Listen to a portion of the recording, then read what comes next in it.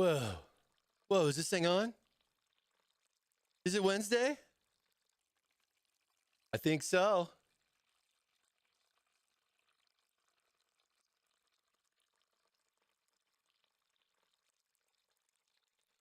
It's Mike Day? It could be. It's Wednesday. Waiting for updates, making sure. We good?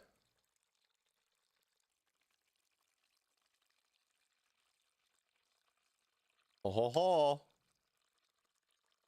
No, we're good. All right, baby.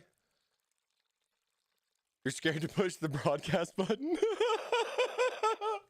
Oh, man. Let's kick it off, dude. Happy hump day, everybody. Let's get it going. Middle of the week, yeah, we slowing down. Mike, shout it out around. Thermaltake waffles cooking so fine. Grab your gear, we're losing track of time. Hit the beat, feet tapping unfazed. It's a hump day party, got us amazed. Thermaltake sizzling up some delight. Heads bopping through the Wednesday night. Hump day, hooray, shout it out loud. Mike, we're feeling so proud. Thermaltake waffle sweet and hot. Midweek fun, we giving it all we got. Lights flashing, skipping to the groove. Mike, we got nothing to lose. Thermaltake joy, eating every bite. Dancing through the midweek light. Wednesday blues, they can't hold us down. Mike, make the world our town. Thermaltake waffles circle our plate. Middle week madness, this is fate. Oh, rocking it, Mike. Thermaltake waffles, they're what we like. Hump day beat, keep us in flight. Moving and grooving till the daylight.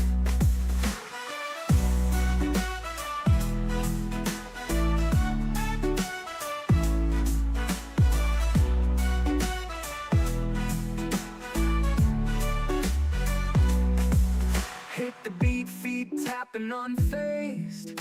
It's a hump day party, got us amazed. Thermaltake sizzling up some delight. Heads bopping through the Wednesday night. Hump day, hooray, shout it out loud. Mike, we're feeling so proud. Thermaltake waffle sweet and hot. Midweek fun, we giving it all we got. Lights flashing, skipping to the groove. Mike, we got nothing to lose. Thermaltake joy, eating every bite. Dancing through the midweek light.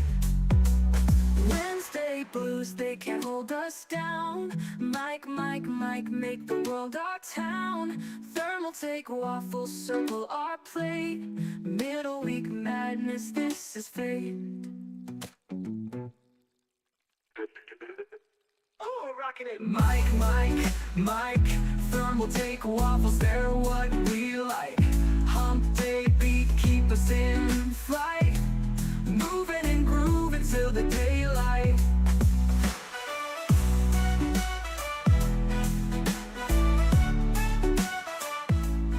Moving and grooving till the daylight.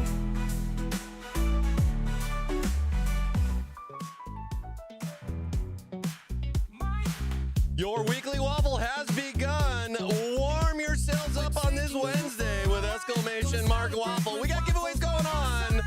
Join in. Don't leave hungry. Stay tuned. You know it's the stuff. Syrup dripping down, can't get enough. Get enough. Good luck to all, let's rock this world. Filling up your plate with waffle swirls. With cream on top, sprinkles too. Just one bite and you'll be feeling brand new. Jamming with waffles, feel the beat. Sweet and crispy, a tasty treat.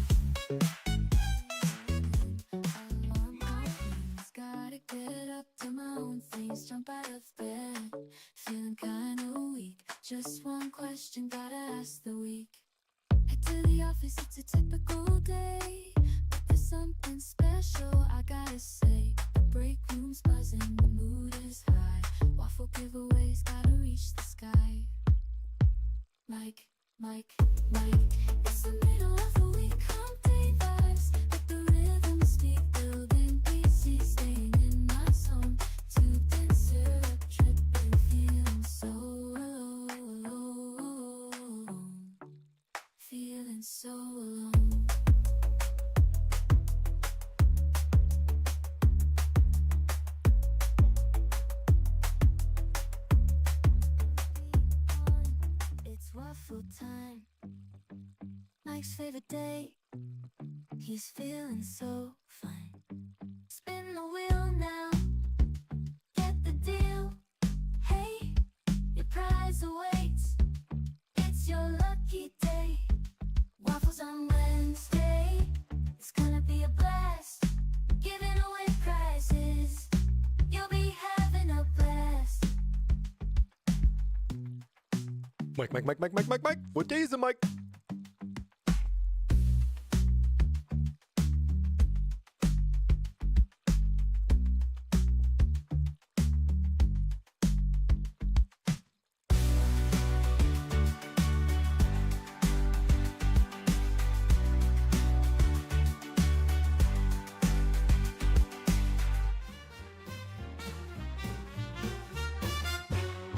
Camel struts on city streets. What's up, everybody? Happy hump day to you. How is everybody doing today?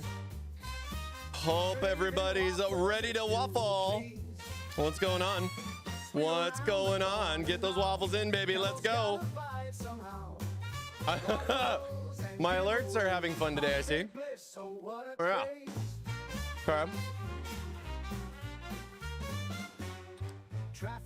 What is going on here? Let's see. Camel dances, shakes his rein. Waffle stands Okay. on every block. Let me refresh sound alerts. Camel place and taste It kicked me out. That makes sense. Swing Okay. around the corner All right. now. Camel's got a I just had to turn it off and on again. waffles I and think. giveaways. Oh, no. Hump day bliss, Is it we good over here? craze. Okay, it's popping back up. All right. All right. I'm also very quiet. Let me take a look. Let me take a look. Let me see here. Traffic lights and crowded lanes. Camel dancing, I have been doing some shakes his stuff. rein. Let me bump it up a little bit. Waffle stands Bump it up a on little bit. every block. Camel place Let's and see. tasty stock. Swing around the corner now. Yo, what's going good? How's everybody? Think we're good. Think we're good. How is everybody's Wednesday so far? It's a rainy Wednesday here in California. Music loud? All right. Oh, because I have it on. Okay, thank you. Oh, man. I've been playing around with a lot of settings, trying to figure out what's going on with a couple of things. I think I know what's going on with that. Yeah, it's just the volume adjustment. I'll get it figured out. Music's loud. Thank you. You guys are the best. You guys are the best. I do like rocking out to some waffle music, though. Hey, hope you're doing better, John. Hang out with us, baby. We'll take your mind off of whatever's going on, my friend. Have a better one, though, my friend, all right? Take care. Maybe you'll win a waffle today, buddy. Maybe you'll win a waffle. I'm rooting for you, man. Good luck to you guys. Exclamation mark waffle for your chance to win. We got some giveaways going on later on today. Just hang tight, hang out with us here as we have some wonderful waffle times. We got the travel case here on deck. We're going to be doing our AIO build, getting that going this week. Last week, of course, we did a nice little overview of the case. So if you're someone looking into traveling with your gaming, I got a nice little overview live stream we did last week. We did full breakdown of the case. I literally took every single panel apart to kind of show all the little ins and outs of the case. That's what we do here on Thermaltake Live. So if you guys want to check that out, that is up on both our Twitch and, of course, over on our YouTube. And speaking of which, we are streaming on both, so feel free to dive in and double down on those waffles. I see some of you guys already getting your waffle on over on YouTube as well. So, yeah, make sure you guys check that out. Get a second helping and more opportunities for you, man. Thermaltake, we take things apart. You know, if you got to build something, you got to take it apart first, you know? Let me see. You know, just chill that down. Yeah, I think that's a little bit better. Oh, baby. Oh, baby. We got a special announcement later too. I got something in the works, actually. We'll be talking about that later. Just, let a couple of you guys know that, getting in here early. See you guys waffling over there. Let's go.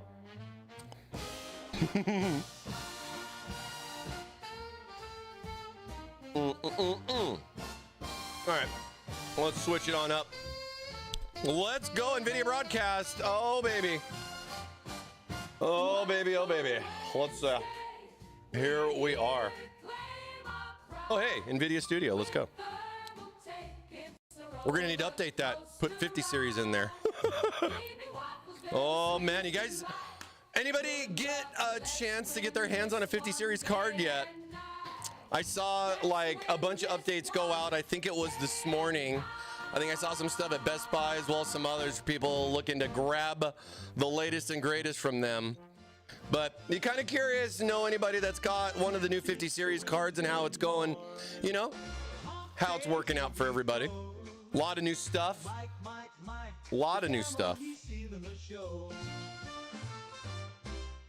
All right. Okay. All right. Okay. So yeah, Mike, what's your title at Thermaltake? It is ThermalMike. No, I'm a technical product marketing. I've had a couple of different hats, if you can understand, over the years. I do a bunch of things. It's just fun. It's part of the thermal miking, A lot of different things, though. You know what I mean?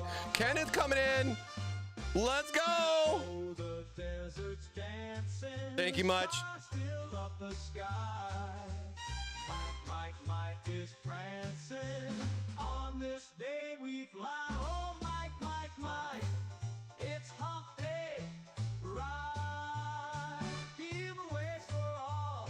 Yeah, baby. That's a lot of waffles, my friend. I love it. Thank you so much, man. Appreciate the tier 1 sub for 15 months. Let's go. What cases will be available in future Dusk Purple? Well, we're going to be kicking off the Tower 600. Will be the first one. We have a couple of others that are more or less in the works.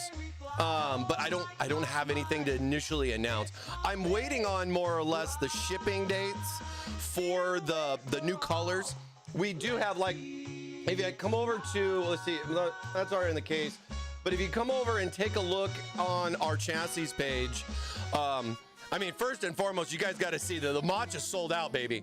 Matcha was sold out, but we still got a couple others that are here. I can't believe the matcha sold out that fast, to be fair. But some upcoming color options here. We have 4 new colors coming in the Tower 600, some that you've seen before in our other products, and we're bringing those over to the Tower 600. And then now that Chinese New Year's over, with a little bit of delay on how that goes, I'm thinking in a little, about a month or two, we should have some updates on the next, the new, see what the new is and everything. What's up, Bean? Hey.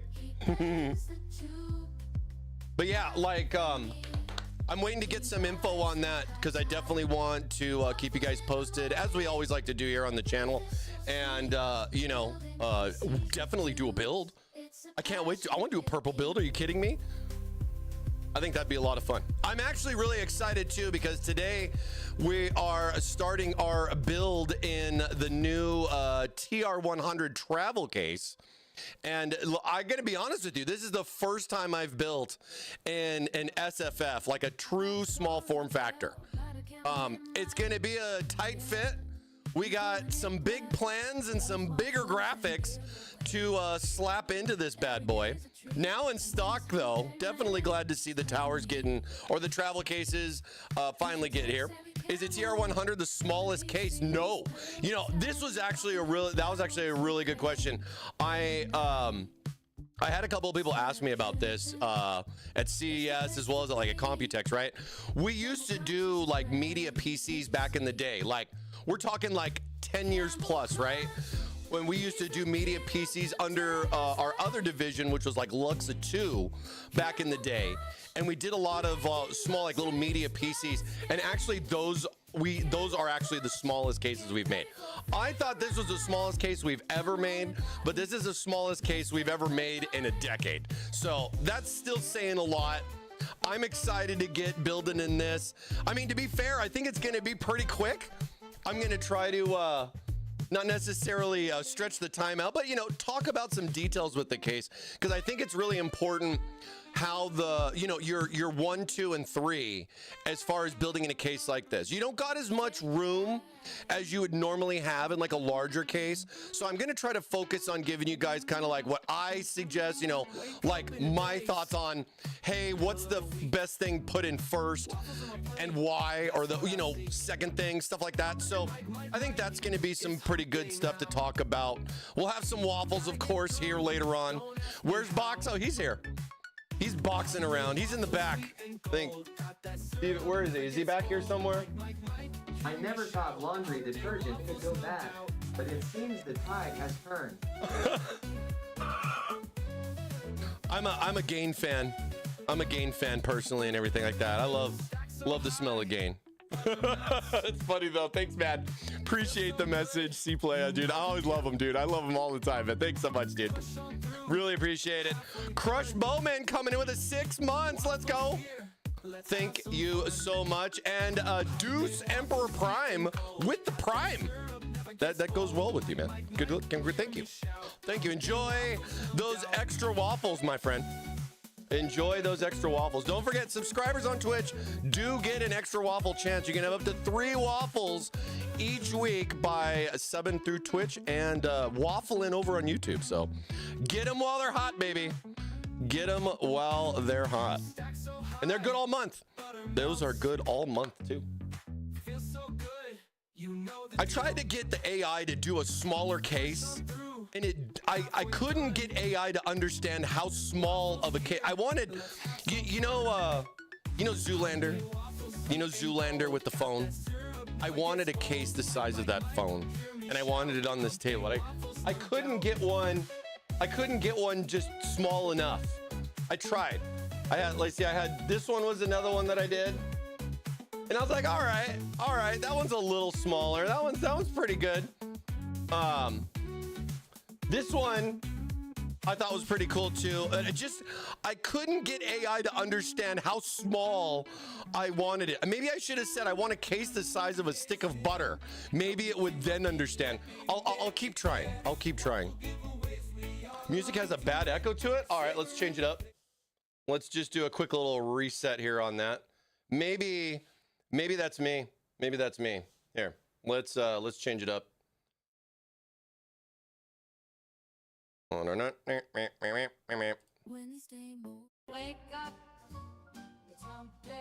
How's that? Is that better? Bad or rad? Dude, absolutely. Totally, bruh. Totally, bruh. What's the giveaway today? Well, each week we do a fun giveaway, which we call your waffling, because somebody misspelled raffle at one point. Praise to them, of course, for that. But yeah, we have our weekly waffle. Here's a sneak peek at what it looks like. Enter today! ! Waffle in the chat. We'll be picking people later on to have a chance to spin the wheel. So if you want your chance to, maybe grab some fans, it's your prize, your way here at Thermaltake. And that means you can basically go to our website, take a look at our OnlyFans page, and pick a fan that you'd like, man. You want a 120, you want a 140, you want RGB, you don't want RGB, we got you. As long as it's in stock, your prize, your way here at Thermaltake Live, baby. Get in on that. Good luck to all you guys.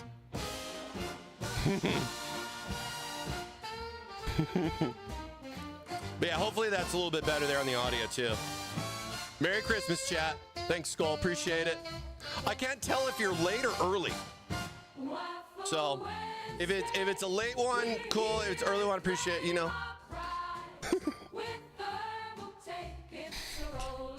Oh, it can be a roller coaster ride.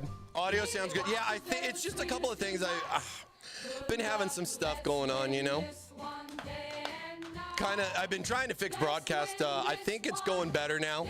I blame the 24H2 on it, but the problem is I can't reinstall the OS and not have 24H2 on here. Maybe, I don't know. I'm kind of hit or miss on it, but yeah, not blaming it. Oh, this is another one too that I like. This is more of a cyborg camel, but then again, like, you know, the case is it's just too big. I want it smaller. I'm trying to tell, but they do a really good job on the camel robot. I gotta admit, this is a pretty cool camel robot. Thought it was really neat. Thought it was really neat. Actually, you know what? Let's make that one our new wallpaper. Let's just make that our wallpaper. Boom. There we go. Here's our new wallpaper right there. I have so many of these now. It's so crazy. I have a couple of hundred of these. If it's not in stock, can we wait till it is if we win? Usually what I do is I try to work with everybody. Oh, we have an ad break in process too. Hold on one sec.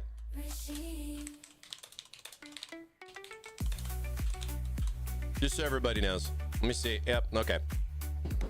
I'll just wait for the ad to get this ad out of the way and everything. And then I'll come to your question as well as Pandora too. So yeah, give me a sec. Give me a sec. I see ya. Got about a minute left. Satisfied.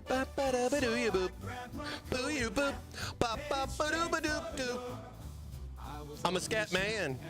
I'm a scat man. What is an ad break? I don't know. I don't know.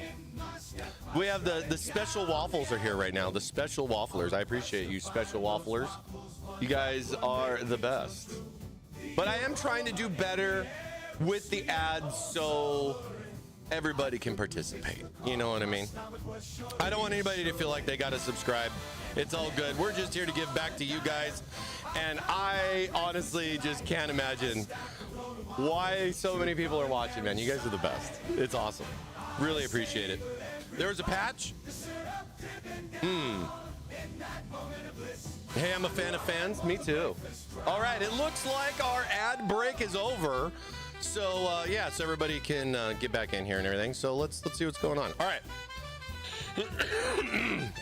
So like, yeah, if you win the waffle and say you get some fans, usually what I'll do is if it's something that's not in stock, I try to help people out. You know, it really kind of depends. Like, if I'm getting the shipment next week, sure, no problem. Happy to help out. But if it's something where it might be out of stock for a while, unfortunately, I have to have you pick something different. I can't hang on to it too long, if you can say. I've helped some people out in the past. Hope they've appreciated it. Always trying to get your waffle your way out to everybody as best we can. But, you know, we do what we can. Certain things I can't control and everything, you feel me? But yeah, well, we do what we can. We'll do our best on that. And then, let's see.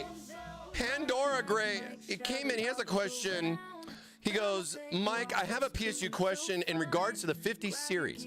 In your opinion, hold on, scroll back. In your opinion, is there any behind-the-scenes voltage regulation or per-pin balancing that happens on a 3.1 PSU that an ATX 3.0 PSU would not do?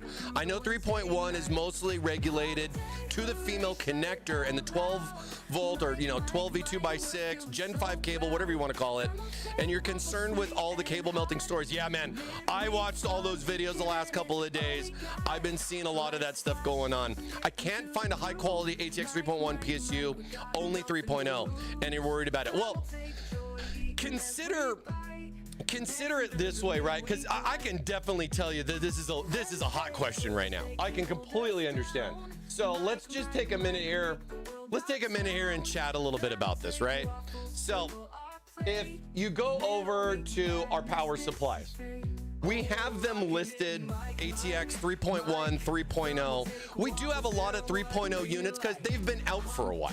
3.1 units are more or less newer and they are coming out more and more. Like, for example, for us, I got an 850 and a 750, but no high wattage just yet.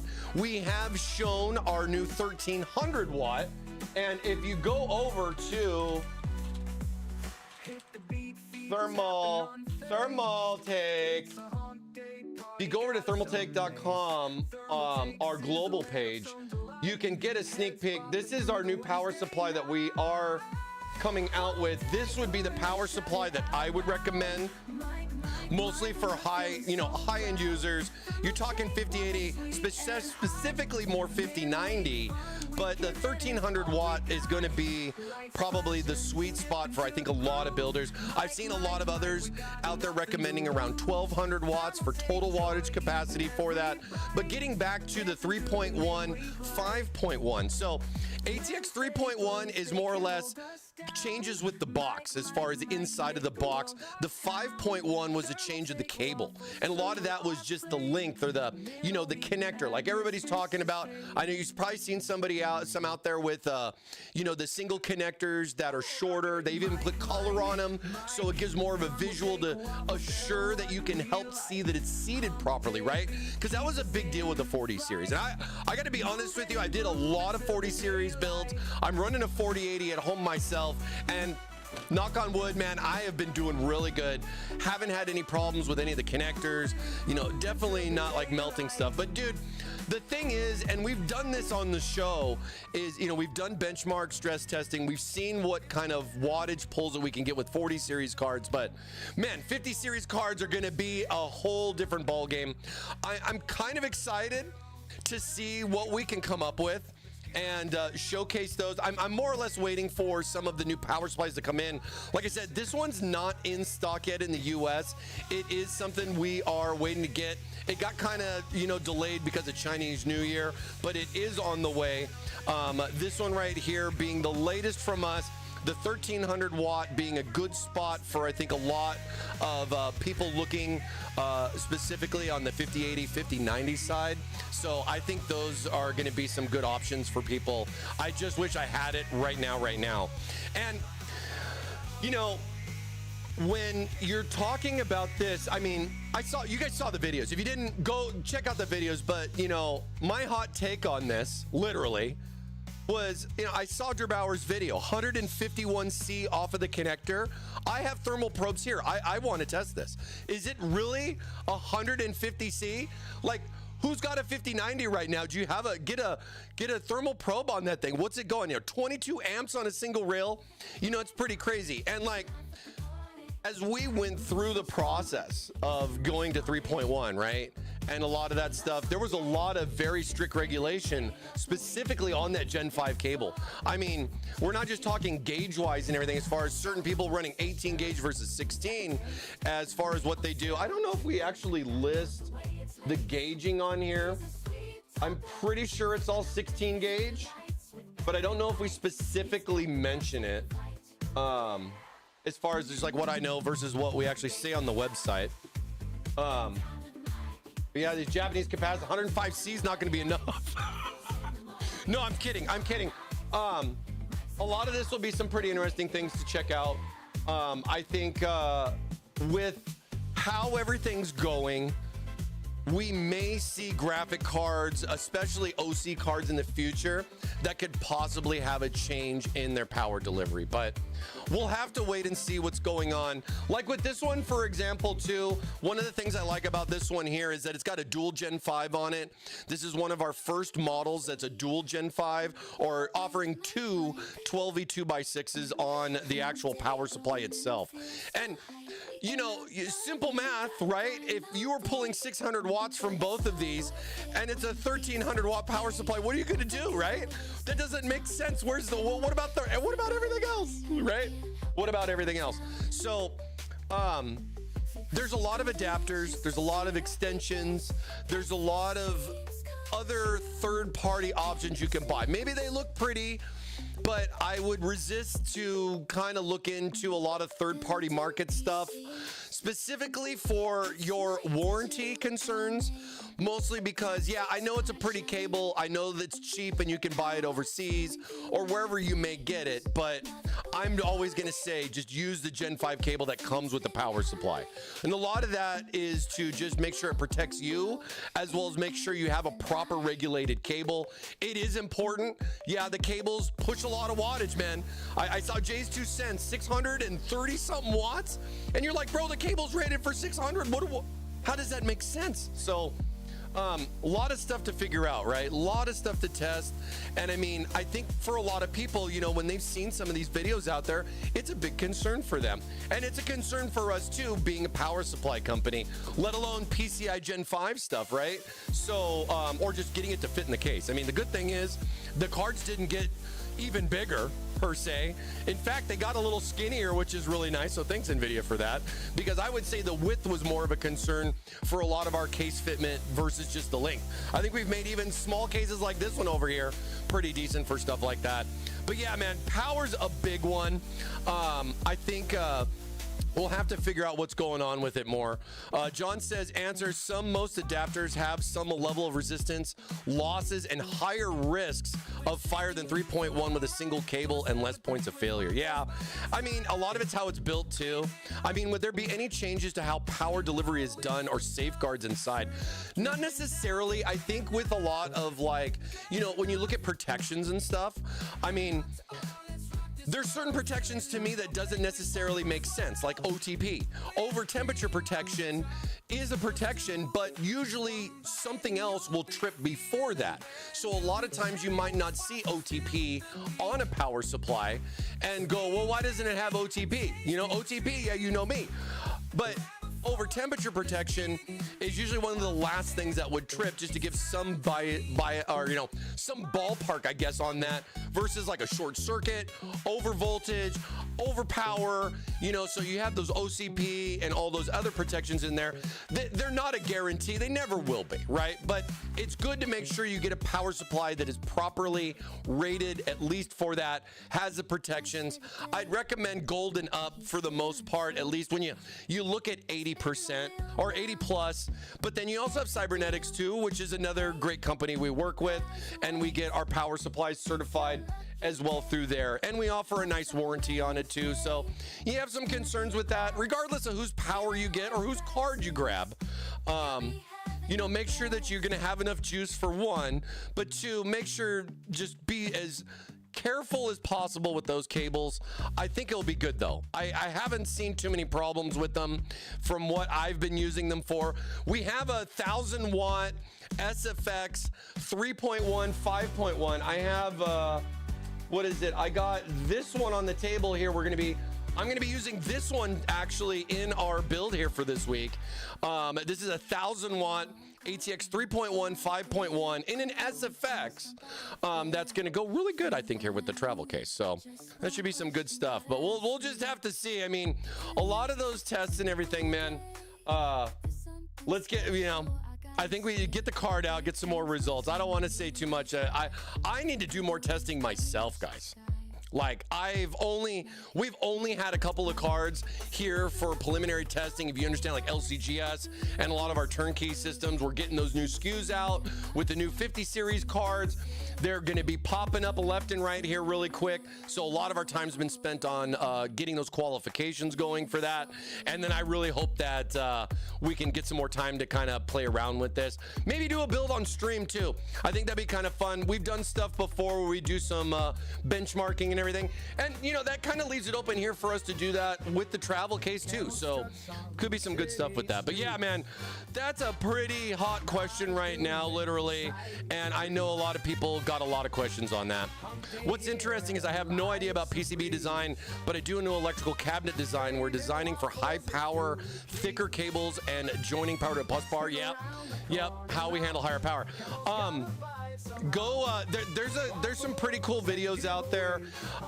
If you haven't, Buildzoid, If you don't know BuildZoid, go take a look at BuildZoid. If you want like PCB breakdowns, I really liked his discussions on the shunt protection and the changes from 40 series to 50 series. So if you really want to nerd out a little bit, go check out BuildZoid's videos. He does a really nice breakdown of the PCB. And hey, you might learn something too. You know, it's always some cool stuff, right? It's always some cool stuff. Dorian, you spelled pancake wrong. Oh. Yep, you're gonna need 2 power supplies here soon. Thank God there's no SLI right now, right? But yeah, no, it's gonna be a good one. We're hoping that everything's gonna work out pretty well for it. So yeah, we'll see how it goes. All right. Let's break it. Let's get into it. Let's get into it. Oh.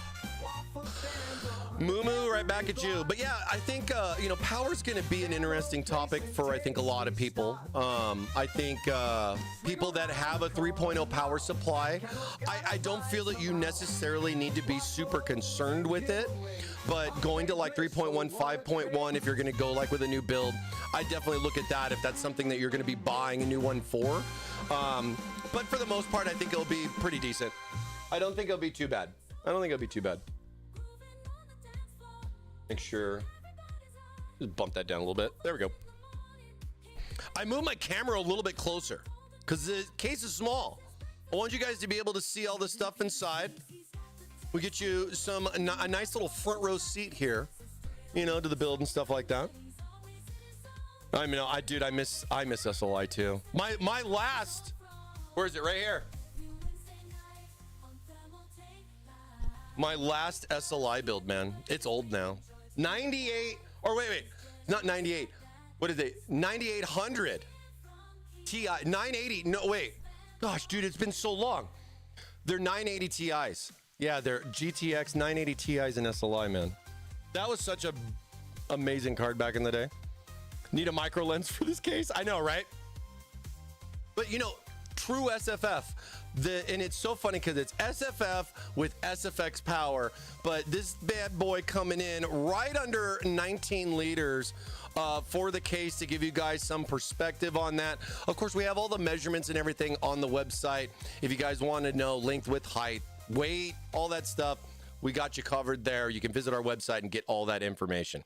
You're on my 43-inch monitor, and when you're up close, you're life size. Nice. Nice. What's up, John? Good to see you, man. Thank you. No, you know, I actually like watching stuff like that on TVs too. It's a lot of fun. I have a TV literally behind the camera, so when I'm looking at you, I got chat right there, and it works out really, really well for me. It works out really well. My SLI build just got knocked out of the top 20 3D Mark, where it's been, wow, for years by 5090s running stock. Dang, bro. What a journey, my friend. What a journey. What did one DNA say to the other DNA? Do these genes make me look fat? You know, gotta watch your weight, man. You gotta watch your weight. Getting old sucks. I heard like they did like a test on jeans where some guy wore a pair of jeans for and didn't wash them. So he wore these jeans for like a series of weeks without washing them every single day to test it to see what bacteria would be attached to the jeans, right? And then he wore them and then washed them, and there was really no difference. He did one where he just didn't wash his clothes versus washing his clothes, and it didn't really seem to be too much of a difference. That doesn't mean that you shouldn't wash your clothes, chat. Don't be stinky, chat. We don't need more of those conventions, right? You know what I mean? Please make sure you use deodorant. But I don't know, it's just a funny thing, and you bring up jeans, and that was this morning when I heard this. It was really weird. Some funny stuff. But yeah, thanks for that. Appreciate it. Green Garage, what's going on, baby? How's it going? What did I miss? Nothing too much. We just got the waffle batter mixing up here. Get in on your waffle. We're about ready to start our traveling, our little travel case right here. This is actually a really cool idea. And I mean, for me, and I travel with work, this might be something that, you know, might be a nice little option to throw in the suitcase, you know, but it does take up a good amount of weight, especially if you pack this guy in here with some pretty hardcore stuff. And that's definitely what we're going to be doing this month here with the build. And yeah, it's a total LAN party case. And I think, you know, just a little, you know, it's pretty cool. It's pretty cool. And like I was saying earlier, you know, I've never built in a small form factor like this. Not something this small. I mean, I guess in past, I would say like, you know, like a TR100 or even a TR250, you know, those cases are small, but we all know that those are pretty big cases regardless, right? Do miss a good LAN party though, man. Do miss a good LAN party. There's not many cases with carry handles anymore. Yeah, you know, we talked about that, and funny enough, one of the concepts had a handle on it, and we opted for it to not have the handle. And I think a lot of that was because we just wanted to have the clean look, and we didn't feel people wanted to more or less, I guess, kind of hold their case like after it's built, you know? So I don't know, you guys mentioned those handles a lot, but I'm kind of curious, would you actually do it? You know what I'm saying? If it had the handle, would you actually do it? And I mean, a lot of that also kind of goes hand in hand with how this top panel just more or less kind of comes off. I mean, it's got some cool little hookies right here. So I mean, like, dude, it would, I think it would hold well, but it might, you know, we don't want to block any airflow, you know what I mean?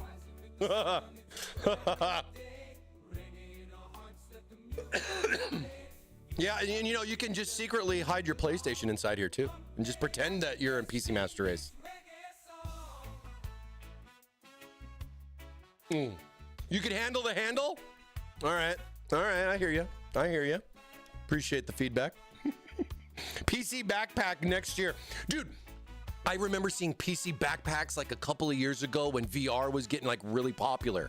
I think Zotac was one, as well as some other companies where they were doing like the VR backpacks where it was literally a mini PC in your backpack so that you could wear the VR and not be kind of tied to the cord or the HDMI, if you know what I'm saying. And it was something to like walk around more freely, but I guess that just really didn't pick up. You know what I'm saying? And it's just kind of crazy to think about, you know, how stuff is, because, you know, people joke about, you know, seeing the people walking down the street wearing like a VR headset, right? And I was just thinking to myself back then, I was like, dude, are we really going to have people walking around with backpacks with VR on? Because, you know, with the VR, it's got cameras, so you can see where you're walking, right? Let's be honest here. If that didn't happen, then this wouldn't be possible. But you kind of have like, you put it on and it's kind of like a virtual reality of real life. It's quite interesting. If you haven't tried it, it's a pretty cool thing to try. I was at CES, yeah, and I've seen it for a few years, you know, especially with like the mini PCs and stuff like that, but them really kind of designing a high-powered PC. And like I'm saying, dude, this was like maybe like 5 years ago, give or take, maybe even actually a little bit longer. Oh gosh, man, really? Could have been a little bit longer ago, but that was pretty interesting. It was kind of like back when they were doing the whole thing with VR, where you know, you had that little like the shell, and then you would walk on it, right? But you wouldn't move, and you kind of slide your feet to kind of like simulate running. You know, when the zombies were chasing you, you're just like, ah! You know, that kind of stuff. I played those. Those were actually a lot of fun, dude. I got to try those at conventions and stuff. Some cool stuff, man. That was definitely some cool stuff. All right, so we have our travel case. That's why Linus made the backpack. I don't know, man. Dude, I saw Linus actually made like a t-shirt. He had like a sweater that he made, which was literally the mint strawberry color.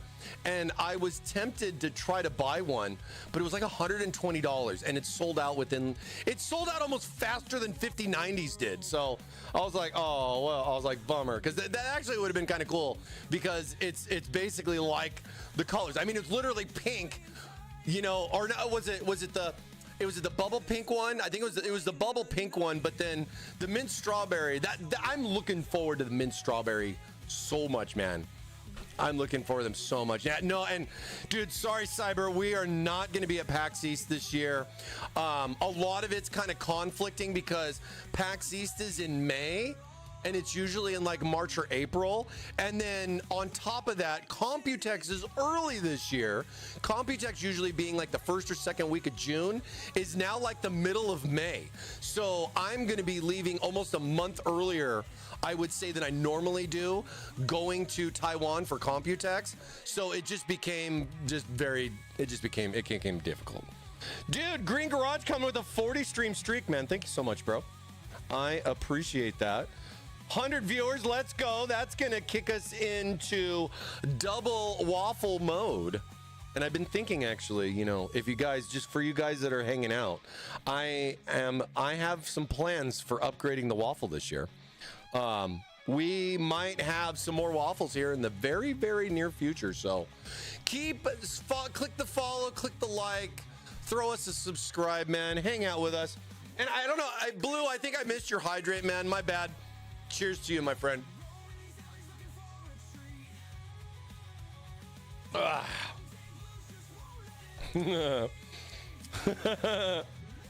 You know, and the funny waffles are only for mods now. Yeah, you know, unfortunately, mods don't win waffles. Well, mods have a chance to win waffles.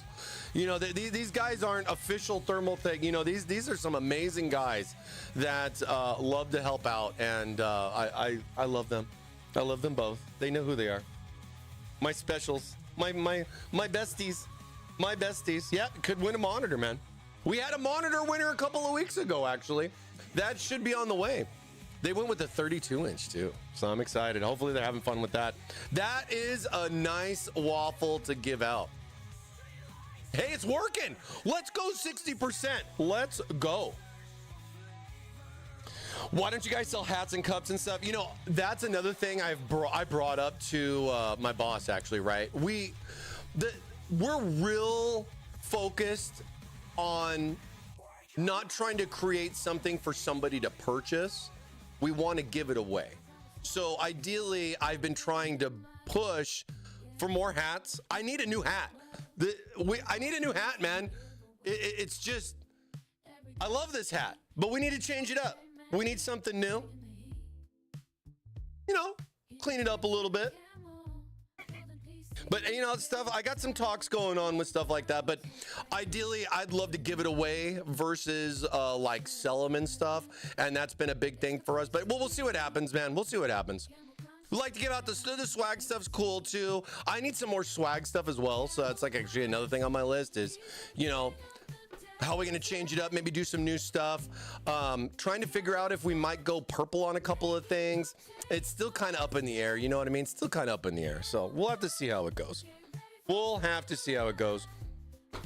Someday I'll win that monitor. Hey, you never know, man. Today could be the day. Today could be the day. RNG gods, my friend. RNG gods. So, and by the way, too, when we were talking about purple earlier, I think the travel case would be amazing in purple. I think people would really like, I would really like this case to be purple for sure.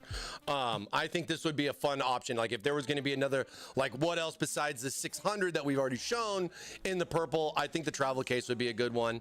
Not too sure on what we're going to do with some of the other stuff. That is all up to the master crafter, Kenny himself. So we're going to have to wait and find out. You know, you guys don't want a purple. You want something in purple, man. Just, you know, find one of Kenny's posts on Facebook and tell him I want this in purple. Let him know. Let him know. But don't say I told you to. Okay. Don't throw me under the bus, guys. Okay. Chat. Don't throw me under the bus. I'll cancel your waffle. I'll be like, skip. I'm just kidding. I'm just kidding. So hey, today we're starting our travel build. We have our TR100. We went with the hydrangea blue because of you. Thank you, chat. You guys voted on the hydrangea blue. It was a close race to the matcha, but hey, the matcha got sold out, so that's probably a good thing. One more matcha in the store for you guys. So we'll have to see, you know. No snitching. You know what happens. Snitches get what, chat? Not waffles, that's for sure. That's for sure.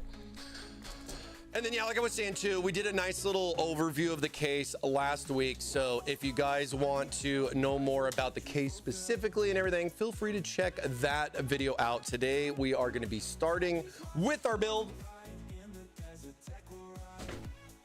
And we're just gonna just kind of open it up a little bit here. I think one of the things that I really like about a case design is that it has all the options that you want. You know, it's important as far as, you know, board, card, all the fitment stuff, but the accessibility to be able to get into the case without having too much of a hassle. You feel me? I mean, I've just been kind of sitting here, just kind of nonchalant, just kind of taking the case apart. I don't have to stress or worry too much about it. I mean, literally, I guess this might be toolless in a way, but, you know, single screw, side panels, easy magnets. Easy mode magnets. And yes, the state of play is going to be going on in about 10 minutes. I wish we could watch it together, man, without getting DMCA'd. Or I just pop it up over in the corner and we can all just enjoy it at the same time. I'll have to check it later. So let me know, because I know you guys are going to be maybe dual watching. If you're still hanging around and everything, man, I love you. Thank you so much, because I know that state of play has got hopefully has some juicy new things for all of us to drool over.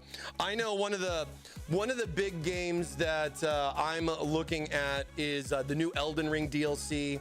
That looks quite interesting. It's there's a play test this weekend, but I haven't gotten my email yet. I haven't gotten my email yet. I wanted to get it on the play testing.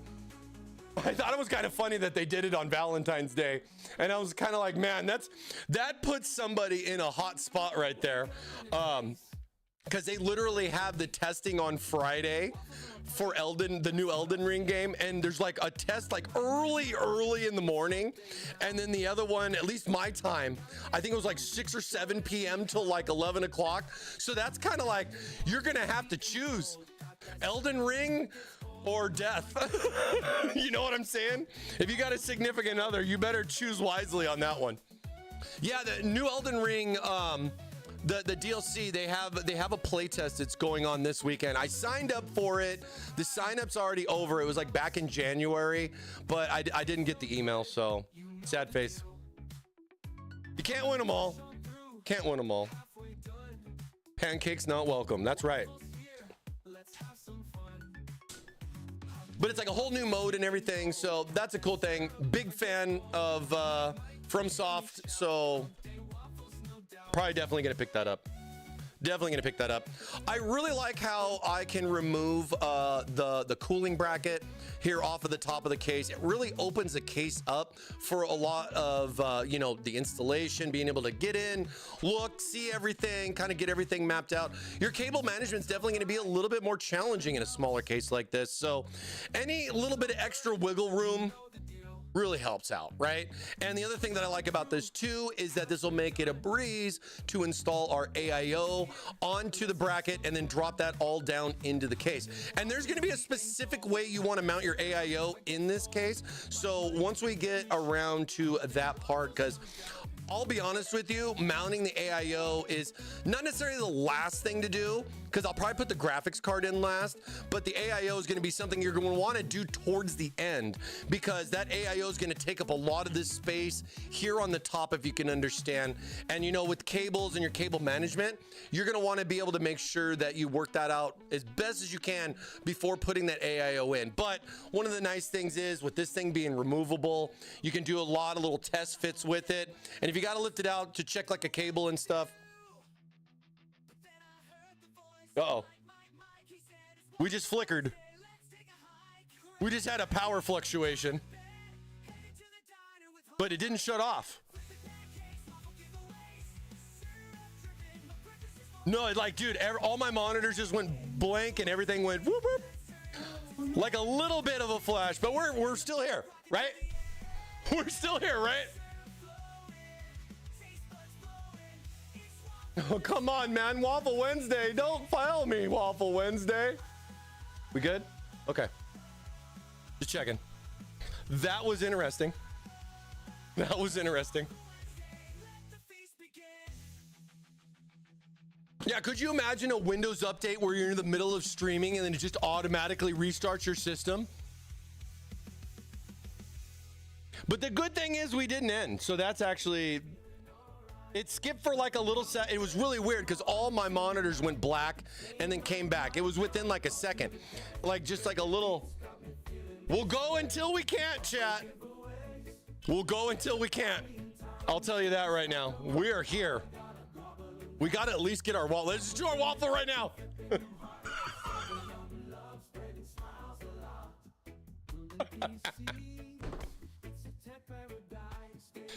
Oh my God, are we getting DDoSed? Are we getting DDoSed over here at Thermaltake because we're out of stock on the matcha travel case? You guys DDoSing us? What's this called? This is a bracket, right? Yeah, this is a bracket. Okay. Put that in later. You're not going to be wanting to mess with the AIO anytime soon with the build. And then, of course, with that being said, I mean, you got some other options. I don't think you want to take the front panel off, to be fair, mostly because as you see right here, the AIO, the little PCB is attached. You have all your cables. You know, we got all of our case stuff here, right? For all of our cables, as well as our little internal power cord right here. Now, this guy right here can, you know, be kind of in your way, like the whole time. So one of the easy things I would say, just take it out. You know, you don't need it right now. You actually really don't necessarily need it even after you install the power supply. So this can be a nice little convenience for you because we put, no, don't lose screws. All right. Stay over there. But this allows, you know, I can pull this out and then this just barely fits right there. You can remove the power cable from the case. You know, as you're installing your motherboard and everything, the plug can get in the way for like the little standoff, like right there. Or you're just having to deal with like moving this and doing that and doing this and all that and everything like that. So if it's just something that's just bugging you, just take it out. Make it easier for yourself. You know what I mean?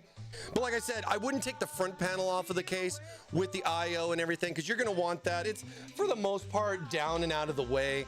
You'll have to move a couple of things aside, you know, as far as, you know, with your motherboard. But at the same time, you're going to have to start looking at, you know, where stuff's going to plug in as far as where the motherboard's going to mount. So we'll be talking about that as we get the motherboard installed into the case. Of course, graphics go on the other side of the case, and it's literally the whole side of the case because, hey, we all know you guys in graphics and everything like that. You guys want your graphics, so we are definitely saying yes, not no. This supports up to, I think, 360 millimeters in length, and I got not necessarily a small, but brand new, 5080 Zotac graphics card right here. I think this one's about 330 millimeters in length.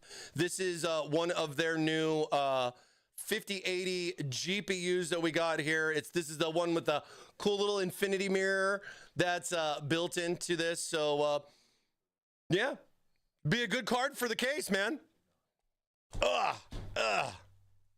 Rob coming in with the tier 2 for 44 months, baby. Double digits, Rob. Thank you so much, man. What up? I made it. Better late than not. Dude, you're good, bro. We almost, and the stream almost short-circuited, but I think we're still good, man. I think we're still good. Get in on those waffles. Get in on those waffles before they power off. But pretty big card, but you'll actually see for even a big card like that it's going to fit pretty well inside the case. So, I mean, I test fitted it. Okay, let's be fair. I test fitted it. I wanted to make sure it would work, right? Or we would just be like, okay, awkward stream ending. Hey, this doesn't work. Let me find something else. Cheers to you. Bearded Customs. Let's go. Thank you so much, man. Appreciate the hydrate. Appreciate the hydrate. Let's go ahead and switch up our music here a little bit, too. Let me one sec. Boom, boom. I got to put in my anti-DMCA hacking tools here. Just going to go with something a little chill today. Little chill today. Oh, whoa, wow, whoa, NVIDIA coming in. And NVIDIA coming in with the raid. Well, hey, you know what, guys, NVIDIA, you know, were your ears bleeding as we were talking about this beautiful monster right here? We were just literally showing off this beauty, heavy RTX 5080. We got the Zotac edition with the cool little mirror screen. I got my fingerprints all over it right here just for you. We're going to be slapping this into a small form factor case. So should be some fun, man. Should be some fun. Turn this down. Turn this down. There we go. You're going to fit that in there? How's that going to work? Well, you'll just have to stay tuned and see. No, you know, it's not their biggest card that is out in the market, because I put like a 4090 Strix in here, and the 4090 Strix literally goes end to end on the card. It actually goes behind this little the edge of the case. It's literally end to end on it, because I think the case is 360 mil as far as like max length, and I think the Strix cards are like 357 or 358.9. Like, dude, it's like super close. And that was the one thing we were like, oh my gosh, is that gonna fit? Is that gonna fit in there? Should be some good stuff. Oh, so yeah, and with NVIDIA coming over, by the way, I guess now's a good time to talk about what I think Jacob may or may not have said. I don't know. Did Jacob mention anything? Did Jacob mention anything in his stream? So if you guys didn't know, we're doing a build. We got 50 series here on the table. Who better to have than someone from NVIDIA, especially someone like the world famous Jacob Freeman, coming on the stream later on this month. We're going to have Jacob in-house. Jacob's going to be here. And we're going to hang out and we're going to talk 50 series, maybe play some games, you know, have some fun. I'm actually really excited for it. I think it's going to be a lot of fun. So stay tuned for that. We're going to get this build done, and then we're going to talk 50 series stuff. I think that's going to be a lot of fun. I'm really curious to see what he has to say, you know, and kind of talk. And he even told me he's going to bring a card. He's going to bring his own private stock with him. We might play around with that too and kind of see how that's all working out. Maybe here in the little travel case, you know what I mean? Small case, big performance, right? Right? So we'll have to see what's going on. So yeah, we got a collab going on with NVIDIA. So much love to NVIDIA for that. Thanks, Jacob. I'm excited to see you, man. It's going to be a good time. It's going to be a good time. We'll have some waffles for you guys. Maybe something special for you guys too. I don't know. I'm still working out some details with Mr. Freeze. So we'll figure some things out. But yeah, totally excited for that. I believe on the 26th, Wednesday the 26th, Jacob will be here and we'll be talking NVIDIA stuff. Leave a window open in your case for the 5080. Well, you know, I mean, we'll have to see. I mean, to be fair, I mean, every new build, you can always expect different things, and especially with new hardware. So, I mean, we got 890i. I got mini, little mini ITX right here. So we got 890i. I got a 285K Intel CPU right here. So we're going to be dropping that in there. And then, of course, we got a 5080 and maybe something else from... We'll have to wait and see what Jacob surprises us with. We'll have to wait and see what Jacob surprises. Keep Jacob away from the scissors. All right. Deal. I'll make sure only razor blades are out. I'll hide my scissors. I promise. That's so funny. Oh. But yeah, there's some really cool things here too with the case, specifically in regards to graphics. And yeah, I'll be showing you guys that as we get forward. So yes, let me just get started here. We gotta get going. The Waffle timer is ticking. And for all you guys jumping in, if you guys didn't know, we do weekly giveaways here. !mark Waffle for your chance to win. You type it right there in the chat. All you got to do is be a follower and be located within the US or Canada. Good luck. Good luck to you. Now, another thing that I want to take out of the case, which makes it, you know, you're going to have to more or less to install your power supply, but it also gives you a nice little bit of room, especially for all the cables and everything that are coming from your front panel. So one of the easy things to do here is just to remove our little SFX PSU bracket, and that really does kind of open up the end over here. A lot of the cables, from what you guys will see, are kind of routed right here, right behind this. So it's kind of like right behind the little bracket. Gives you like a little nook, little channel right here, you know, to run your stuff. So you can get as clean as possible. I mean, again, you guys, cable management's going to be a little tight in here. It might not be super pretty unless you spend a good amount of time on it. But, you know, the good thing is we should have some decent links. That shouldn't be too much of a problem for it. But I do like that the case itself, at least talking about the front panel. Oh, it's over on this side. The front panel over here, it's you got 2 USB 3s as well as a Type C with your audio, and then you got cool little push button right here. I like how the button's on the front. I like how the button's on the front a lot. Does that mean Jacob is the new Steve, or is Mike the new Steve and Jacob's the new Mike? No. It's just Jacob coming over, man. It's just going to be a fun reunion. I'm excited for it. It should be a lot of fun. It should be a lot of fun. Much love to NVIDIA for helping us out. That's really awesome. I think we'll have a good time. We got lots to talk about when it comes to graphics, and you know it's going to be kind of neat to get his opinions on stuff as far as the GPU, how it goes in. Talk about cooling. We talk about a lot of stuff, a lot of things. So let me know. You guys got some hot topics for us? Let me know. We'll be happy to talk about it. So got a little bit of time. So stay tuned for more. At what point are you installing the graphics card to the MOBO or the MOBO to the graphics card? Usually towards the end, specifically because the motherboard's on this side, and then it requires a riser cable that then allows you to install the graphics on this side. So a lot of that with the installation of the motherboard, PSU, even the AIO, I'm likely going to do all of those things first before I go to put the graphics card in, just so I got extra wiggle room. I can do my cable management and stuff like that. I mean, the good thing is the card can come right back out. So doing something like installing the riser cable into the case first is very easy. You don't need a motherboard to do that, which is kind of nice. So like if you got your graphics card and you're trying to plan some stuff out, or you just want to know if the dang thing will fit, you can take your accessory box and with this riser cable that we have in here now, stuff to talk. So we're talking a lot about 50 series stuff. This riser cable, of course, was made before 50 series more or less came out.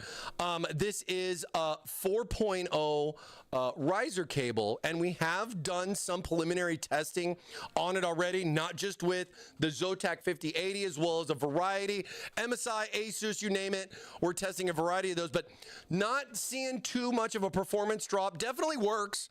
I think the only real concern I've seen out there in the market is just maybe going into the BIOS and changing your PCIe from auto to Gen 5 has been something that's worked for some people, but if you have no screen, how do you do that? So there are certain things that you might have to look out for in regards to that. But hey, I've done some testing. As soon as we got the card, it was like, what the heck? Here, test this one. Because if you guys can understand, most of our cases that we offer with riser cable options are optional.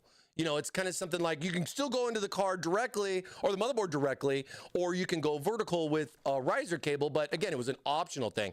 With this, it's a requirement. Now, does that mean we're going to make PCIe 5.0? Absolutely. When's it going to be out? I don't have a date for you just yet, but we are working on 5.0 solutions for that. But I will tell you, and I've seen a lot of videos out there too, backing up. The degradation from 4.0 to 5.0 is pretty minimal. I think 3D Mark, it was plus or minus a couple hundred, not even 100 points. I don't even think it was that bad. I got to do some more testing with it though too. So. Goods all okay. Can I be Steve then? I don't know, man. Those some big shoes to fill, my friend. Steve's a great guy. Hello, I need some help upgrading my PC. My PC has a 2015 motherboard. Oh, okay. So we're going back a little bit. Oh, all right, FX 8300, 8 gigs DDR3, no SSD. Gotcha. 1 terabyte. Okay. Okay. I'm on a tight budget due to health. Okay, I can understand that. The main question is, what components to upgrade for better gaming performance while keeping the cost low? Well, you know, I got to tell you, with all the hype about a lot of the, you know, the high end stuff with what NVIDIA's got going on with like 5080, 59, those thousands of dollars, you know, they're expensive, right? They're expensive, but don't underestimate what's going on right now between Intel and AMD. On the mid-range, even the low-range stuff. AMD and Intel are going to have some very interesting products coming out. If you know, AMD's got some new SKUs coming out. Intel already has Battle Mage already coming out. And they're priced really well. I think they're priced really well for the performance. That would be something I would consider to look into for that. I mean, granted, costs are costs. You're still going to have to spend a little bit. I mean, when you're looking at boards and performance, your best bet, and I would say really good timing, is look for a hand-me-down system from somebody that they're selling because they upgraded, because they want PCI Gen 5 with like a 50 series card. So then maybe they had a Gen 4 board, you know, maybe only like 1 gen back, and you might be able to get a really good deal on that. Maybe even better, get a deal on a system without the graphics, so you're not paying for the price of the GPU and just get like a bare bones kit. You might be able to swing something like that for like $400 or $500, man. And then you're just looking at adding a graphics card and you have a whole new build. So, and sometimes those guys throw storage in and other things. So take a look. Take a look. I mean, it's really good timing right now, to be honest. A lot of people are still scratching trying to get those 50 series cards. And I know a lot of people are already planning a lot of that stuff too. And hey, we just had Christmas too. So there could be some upgrades and some people trying to get rid of some other stuff. So wish you luck on that. Wish you luck on that. A lot of choices out there, though. I mean, you don't have to go AM5. You don't have to go Intel Ultra. Grab a good AM4 board. You know, find like maybe like a 5800, maybe possibly X3D for a good price for somebody that upgraded to like 78 or 98. I mean, you never know. Just keep an eye out. Spend a little bit of time. It might take a couple of weeks, though. You know what I mean? But you might be surprised on the deal. So good luck to you on that. It's tough. It is tough. Can probably find a Ryzen 5 3600 kit. Yeah, something like that. Like combo, you know, somebody doing an upgrade, like they don't want all that because they got some other stuff and they're like, what am I going to do with this? They probably paid hundreds of dollars for it and it's like literally going to be at a yard sale. You know what I'm saying? So keep an eye out, man. Keep an eye out. Yeah, I know, dude. Those 50 series cards are definitely power hungry beasts. Let me tell you. Those guys are big. Mike. What day is it, Mike? What's up, Alpha? Good to see you. Now, I mean, this right here gives you a great opportunity with the case as far as being able to have access in here to be able to do your installs and everything like that. Another fun little one here too for a lot of you guys is the floor of this case completely comes out. So if it's something where, well, there we go. If you want to just take the floor out of the case, mostly for access, because I mean, like your cable management and stuff here on the bottom. I mean, dude, it really breaks the case down and gives you all the room that you can. And it's kind of cool too, because like for a guy that was in a car club and everything like that, it's like I body dropped this and it looks really kind of clean. Granted, I want a little bit more airflow here, you know, on the bottom, and that kind of comes in to discussion too with like the fans on the case, right? Like you can only mount 2 fans on here, but do you do the fans in intake or exhaust? And what are the differences with that? So I think that'll be some fun stuff that we'll get into on some discussions with it once we get the build going on there. Yeah, let's see how everything goes. Let's see how it all goes.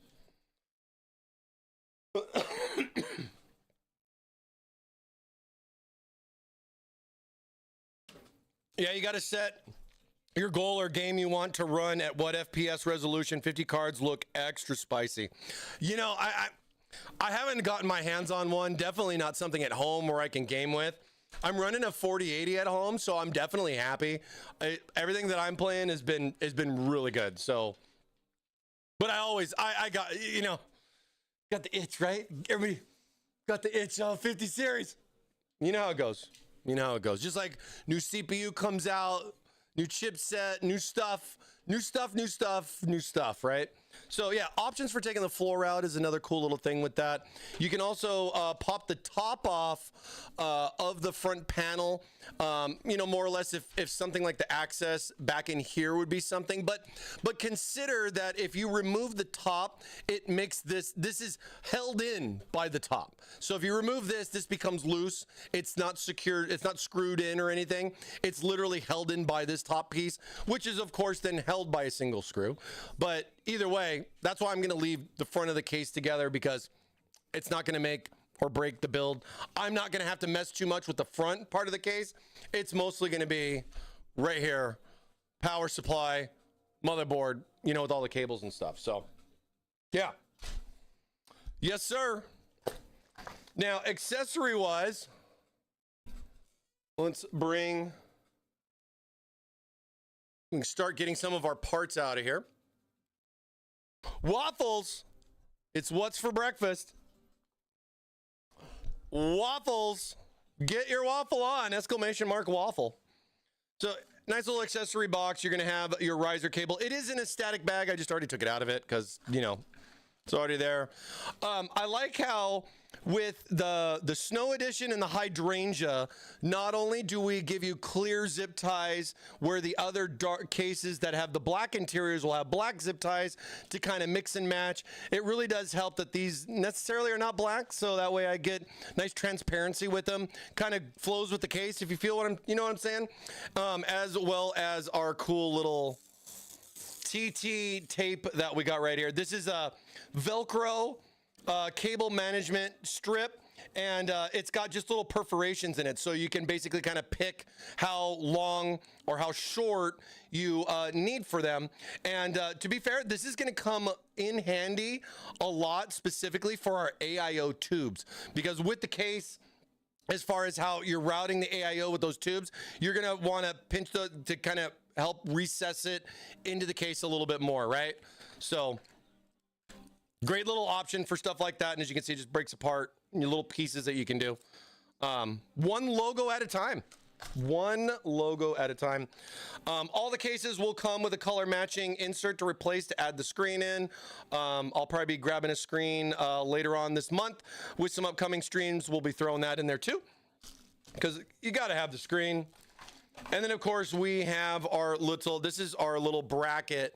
This is what you use to secure the graphics card to the case. It's actually got a nice little mounting mechanism that kind of sandwiches it in there, because it's a travel case. It's supposed to be for travel. We don't want our GPU moving around, so we have a nice little locking option here for you if you want to use it. And then of course with this we have some nice screws right here. Oh no, what happened? Oh no. Oh, what happened? Did Twitch go down? Are we back? Dude. Are we back? What?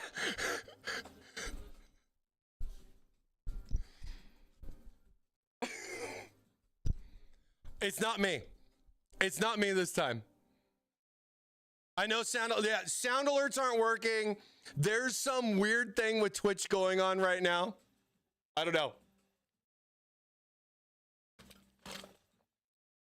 I think what's happening is my software that I'm using for like my alerts, it keeps logging me out of Twitch. Let me go back. As long as the waffle is still working, I'm fine. As long as the waffle is still working, and it looks like it is. Let me F5 it. Oh my God.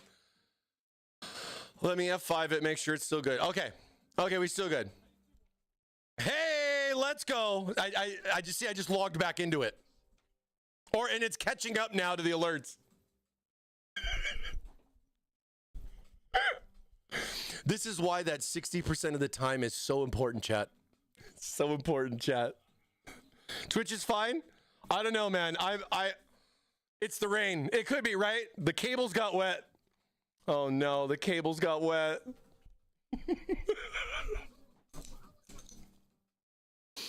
Oh, Alpha, I need a drink, dude. Thank you so much, Alpha. Appreciate the hydrate.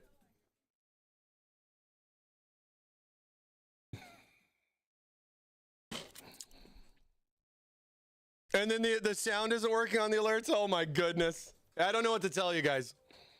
I don't know what to tell you guys. We're just lucky that we're still working right now. We're just lucky we're still working right now. But anyways, back to what I was saying.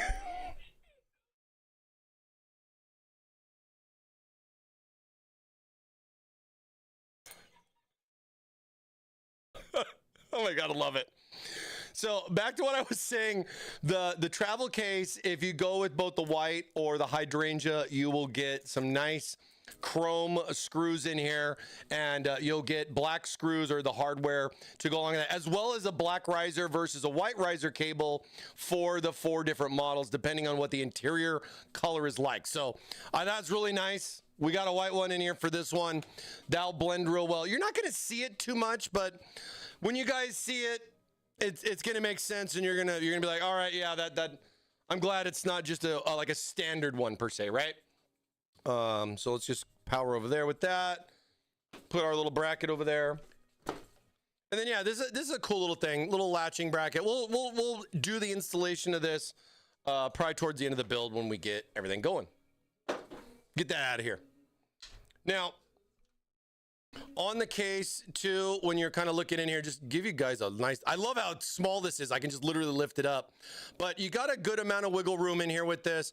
I'm going to want to make sure that like these cables, I'm going to pull them out, and I want to like, you can kind of line them up. One of the things I like about these is that you have the, the all flat. You have the all flat for both the Type C as well as the 3.0. So I'm going to try to make this like a clean single run like that. And that'll be something that I'll kind of try to loop that together. Of course, you have your front panel connector like so. I'll probably run that around the back side of the cable, the little cable, this little bundle right here, and just kind of start bundling it like this. And that way I can get a nice clean line with it. Just kind of tuck that in there like so. And then for the rest of this, as far as where this is going to go and how it's going to plug in, I mean, I'm just going to, let's get the motherboard installed and let's see what we're working with here. Something like this with the front panel audio. If you're not a fan of that, you can just cut that right off right there. No, I'm just kidding. I mean, you can bundle this out of the way. You can also put this down in here too. You're not going to see much because it's going to be packed in here when we're done, but you got some nice little clean cable routing on that. And that might be something you just want to kind of pre-plan for before you get everything more or less installed. Don't wait on this one per se, but yeah, we're definitely going to want to get like our motherboard installed as well as a couple other things. So we'll just kind of tuck this out of the way. And if you guys are just wondering too, there are screws in here for the PCB for the front panel. 3 screws that are located there. You can pull this whole thing out and just kind of have it out of your way, which is really nice. So you can always use that as an option too.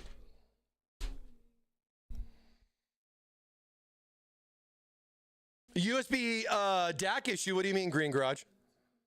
Let me see what is it for sound alerts. Oh, I don't think so. I think what I'm having or what I've been seeing, I'm getting logged out. I had a couple of little bleeps. I lost all my monitors and they came back, and then Twitch kind of like my Twitch chat, my dude, like it just died. Like my Twitch just straight up died. It was just like, it did the whole like, oh snap part. And I was like, wait a minute. And then you guys did the, oh no. And I was like, what happened? Right. So just thinking of that. Made a nice clip. If you can get a Waffle, I'll take some case screws. No worries. No worries. But yeah, now I'm just making sure everything's working pretty good, but it seems like we're fine. Seems like we're fine.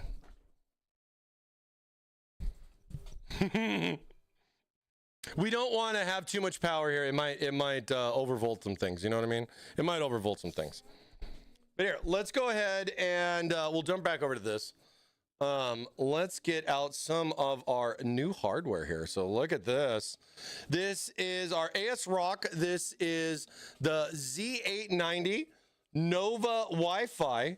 So it's a Mini ITX, of course, travel case at Mini ITX. And this is their new 890 chipset. We'll be using an Intel Ultra 285K for the CPU. And then I have some DDR5 tough RAM to go in here because you only got the 2 sticks on that. And then here is going to be that PCI Express slot. And yeah, there's also some nice options for storage. I got M.2. I'm just going to mount the M.2 on the back of the case or the back of the motherboard there. I want to see how the clearance is as far as mounting that. If there's any issues with that, I don't think so from what I've seen already. But those are the kind of concerns, you know, I'm looking at for this. So usually I do. Let's go ahead and get the motherboard put together. Let's get everything put in here, and yeah, we'll go forward. Look, look, look, look. I got the secret stuff, the secret stash. The Intel Confidential, ooh, super special, 285K. And you know how I know? Because I wrote it on the CPU right there. 285K. So go ahead. Let's see what kind of fun we get with our little pop here on this. Cleaned it off pretty well. I did pre-test it, so it was good. Nice little seat in there like that. Slap that down. Oh, a little pop. Little pop. And I like putting that in before the RAM because then the RAM doesn't more or less get in the way with that too. So that's always very good. And then let's do the M.2 before we put the RAM in. So that way the RAM's not kind of getting pressure from, you know, it's sitting this way and everything. I do like how these Mini ITX boards have an M.2 on the back. I think it's clutch. We'll go with this one. Put the little tiny screw. Nothing crazy, just a 1 terabyte. I mean, it's just for our little demo testing and everything. Bring, bring, bring, bring, bring, bring. Is that 2 M.2s? Yep, it is. And then you have another one on the other side. I would say that's more or less. I mean, it's not that this isn't the primary. I can absolutely use that as a primary, but there is another one here underneath there, but I don't want to disrupt all the thermal pads and everything. Not for this, because just for testing stuff and everything.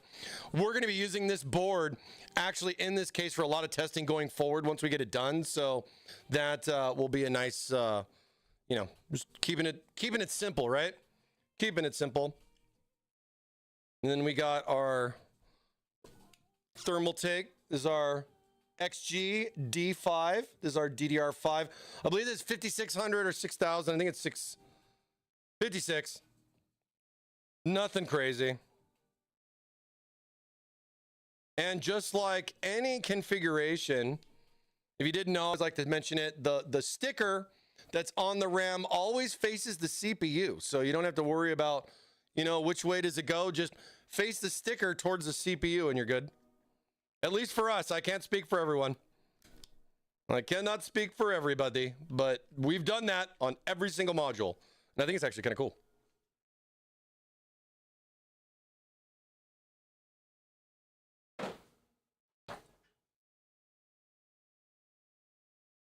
But just make sure you guys understand too that with this being Mini ITX and you know, like well, here, you only bring this in a little. Let me drop this down a little bit more here. There we go. Look at that. Oh, let me adjust my angle. Let me adjust my angle here 1 second. There we go. But do consider when if you're populating one, you're fine. But if you are going to be populating more than one of the M.2s, please make sure you reference the manual for whichever motherboard company it would be, and make sure that it's not going to take away too much on the PCI Express, depending on the CPU that you use. You know, make sure that you have the proper lanes for what you're going to do, and you're not going to kill yourself by adding in more storage on that. You know what I mean? You know what I mean? 5600 yuck. I know, dude. I know. No, it's good. It's fine. I get it. But it's small, compact, and there you go. RAM's installed, CPU's installed. But we want to do one more thing before we slap that into the case. One more thing we want to do.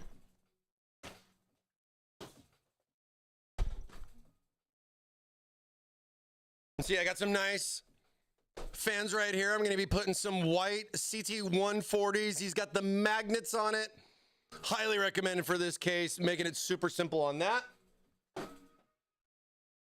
And then we're going to be maxing out our size here because you can only do 240 or 280 in the case.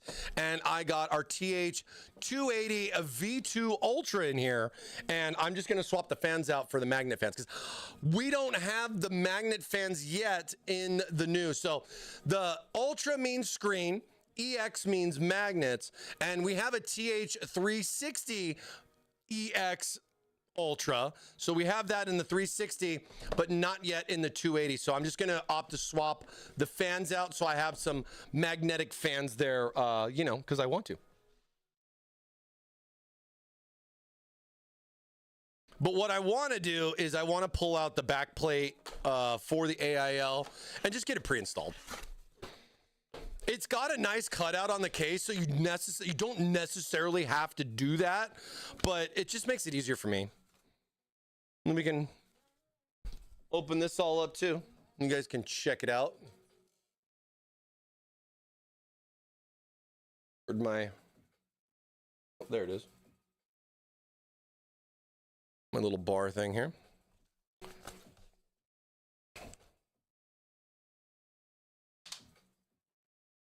Instructions. We don't need no instructions. This isn't Thermal Rob. So yeah, so see, we have these fans, but these got the daisy chain stuff here on the sides. I'm gonna upgrade these to the magnetic fans to make it easier. Nice little backup fans to have too, you know what I'm saying?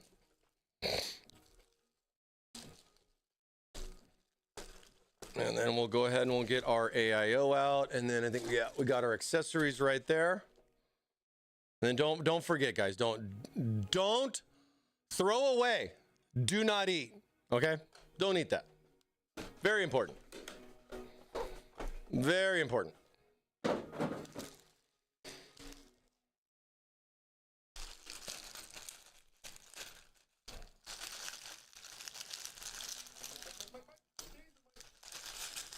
It's hump day, baby. See, we got our different brackets. So here's our 1150X, 1700. So we'll be using the 1700. We got Intel right there. We got these guys. It's super easy. It's printed on here. It might be a little hard to see on camera, but if you look at this, see how it's got the labeling on here for the different Intel types.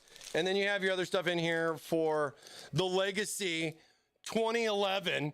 I can't believe that's still in the box, but you got the Legacy 2011 in here, as well as, like, you know, those need those. We're not going to need these. These are really cool. I really like these. So if you do go with the ARGB and you're doing the ARGB clip, this is a cool little thing to have. I'll probably hang on to those in case we need them. And then those are screws for the rad for the fans, and then some free thermal paste. Now I can kind of just sort some of this stuff out.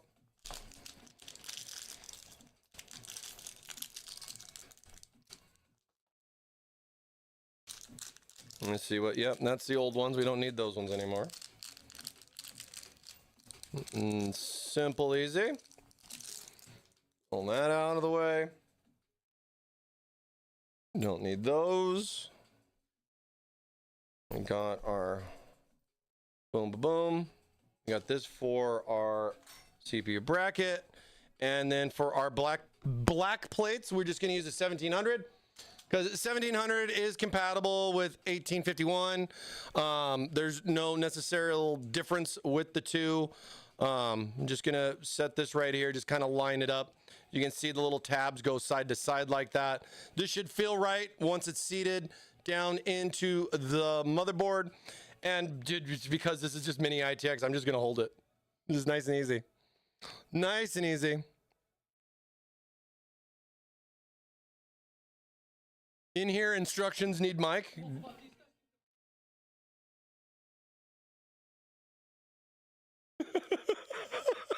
Well, hey, at least that's working. Thanks, Shig. What's up, Zotac? Thanks for the follow, by the way. I'm excited to build in that card, man.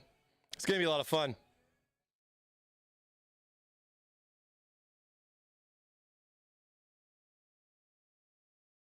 I was actually kind of surprised how well that card fits in there too. I was really kind of worried about it a little bit, but then I was like, dude, it works great. Hey, it's a beautiful card. It is. Look at this bad boy. This thing's gonna look sweet. And you know, hey, since I got you guys on here, man, I'm really digging these colors. I got some nice, you know, I got a gravel sand case that would look really sweet with this, as well as maybe some others. I like what you guys got going on with that, Zotac. It'd be kind of neat to see if you guys do, you know, some other color options for all us gamers here, man. So much love. This is looking good, man. I'm excited to use this. I can't wait to get the little fancy mirror going, baby. Should be some good stuff.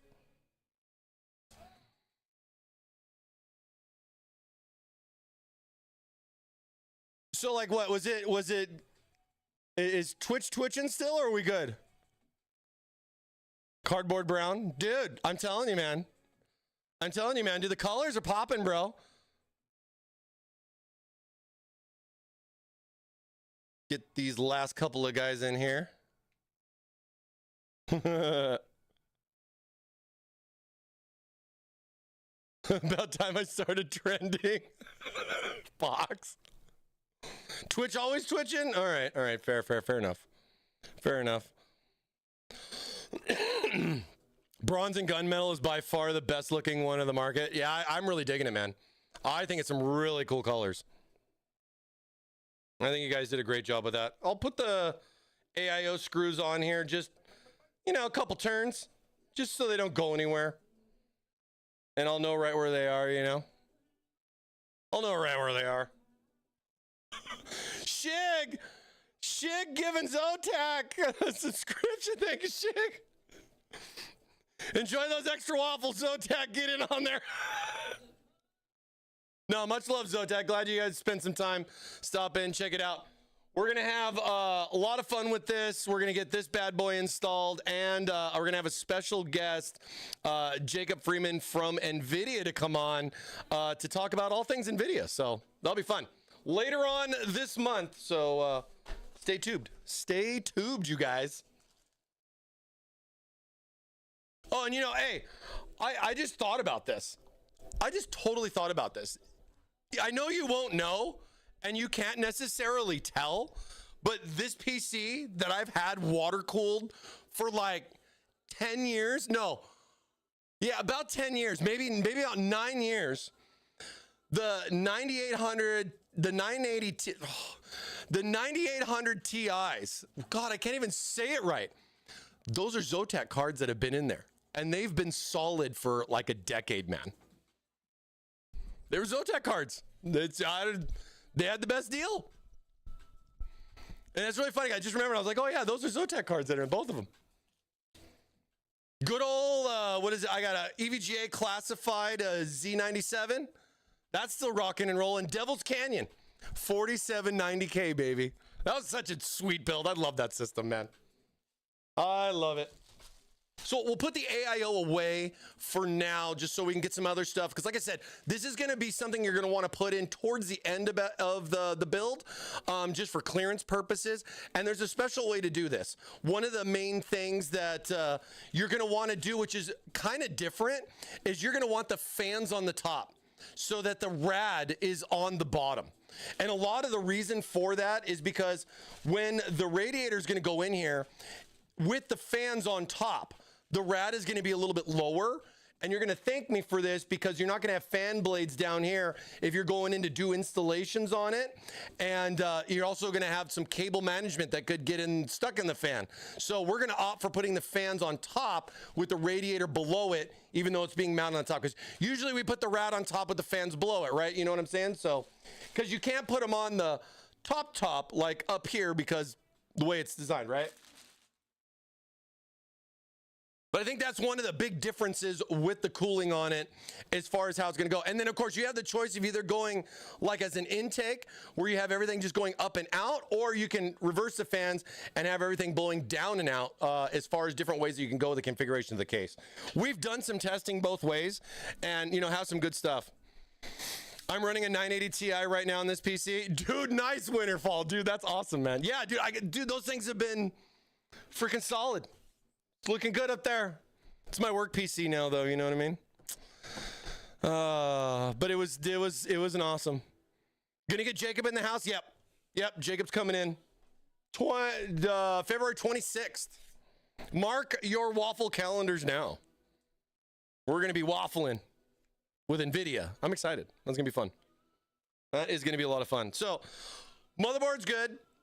Lot about this is what to do next, what to do first, second, and third.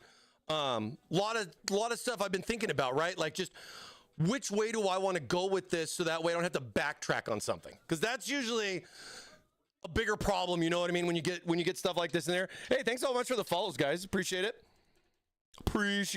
You have an HOF 980 Ti? Nice, good. Nice, man. That's a beast of a card for back in the day, man. That's awesome. Yeah, unless you want to lose your knuckles with the fans in there, you're definitely going to want to put the fans, then the rads. So the rads on the inside part here. You'll thank me later. But yeah, looking at what do I do? So we got motherboard go here, power go there, then you have all those power cables that are going to be on this side, right? And that's going to take up a good bit of the space on this side. Of course, with graphics on the other, it's pretty straightforward. So I'm going to go ahead and opt for putting the motherboard in, then the power supply, because power supply is on a bracket. You can kind of put that in first. I would say it's safe either way. But then from there is where you're really going to kind of like be like, hey, I don't want to have to, go back on a couple of things. And just kind of keep track of what you're going to do with your cables.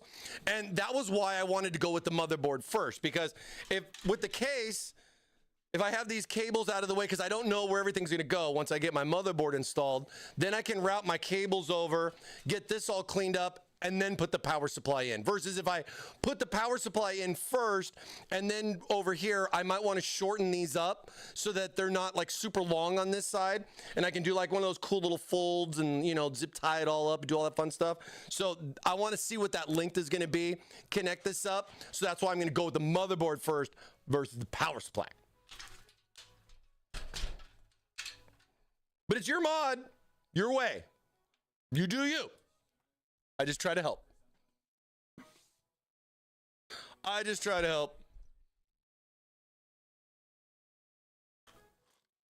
Do you have a Tower 300 there? I have several Tower 300s, actually. I'm a big fan. Big fan. I have 600s. I have 250s. I got all the tower you would need, my friend. We got it here. But today we're talking travel.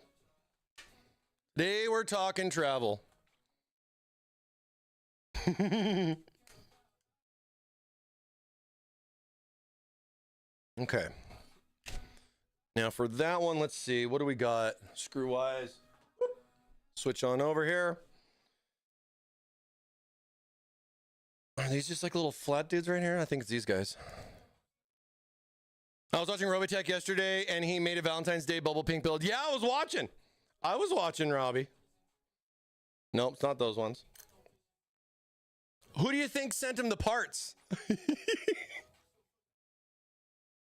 Nope, it's not those either. Okay, so here we go. I haven't built in this, Chad. This is my first time. Wait, these were the thicker ones. Oh, okay, maybe I just was weird. Okay, so we need 4 of those. And yeah, I had the screws. I just put them in here. That way I don't lose stuff. I love my little magnetic trays, man. These things are awesome. And I got my 4 screws. It's nice, the motherboard only needs 4 screws, not 9. That's always convenient. Now, with the board, as far as going in the case, it's definitely a little bit weird because we're going to be flipping everything around as the motherboard's going to be installing, I guess, upside down. It's rotated, but it's rotated not 90 like we've been doing in the past, where all the connectors are on the top, which is I'm glad it's coming out the back more natural, but it is literally a full 180 on that, meaning the EPS is going to be down here. So that's one thing to kind of plan for, because it's a little backwards, as well as you're going to have your 24 pin and your other front panel connections here on this side. And then the graphics being on the top will work real well with the riser cable, plugs right in, loops over around to the other side, and I'll make that nice and easy. And then of course with that, you also will have the nice little AIO opening right here, and you get 2 captive screws on the case, so makes the installation a little bit more comfortable. A lot of people kind of stress sometimes when you're putting it in. You don't want it scratching the back of your nice expensive new toy, and once you get it all locked in like that, because of the fact that those 2 standoffs have a little lip on them, meaning that they're captive, it allows it so this, this isn't going to move around inside the case. Gives you a nice little peace of mind getting it set in there. But of course, you're definitely going to want to slap some screws in there. So let's get that going.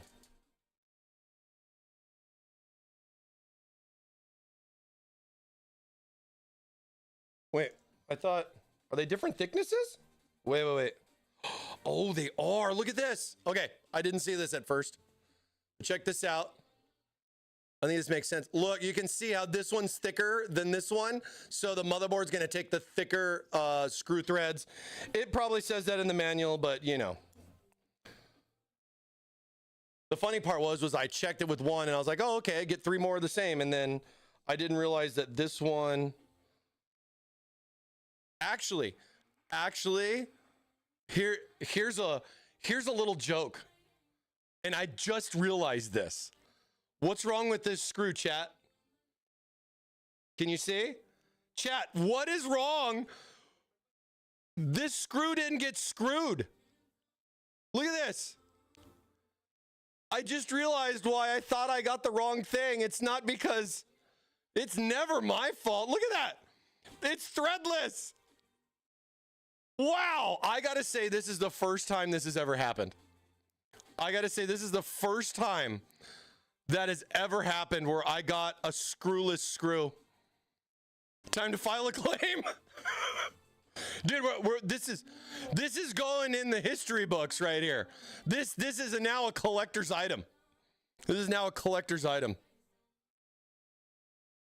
I can... Let's see if we got 60% of the time your screws are threaded.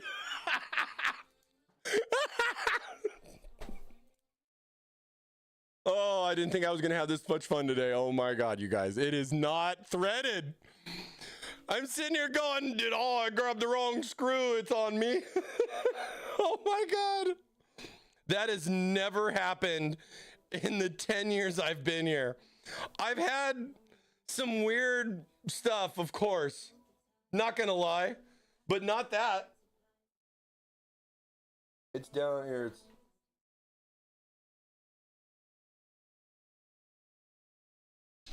Now, like, that one was a little bit difficult for me to see, because it's like, I mean, if you look at it, see how it's like right down there in the corner, and it's kind of difficult to see. So make sure you take advantage, because then I can do that, and then I can see right where I'm going right here. I can bring my screwdriver right in. Look at that. Look at that. See?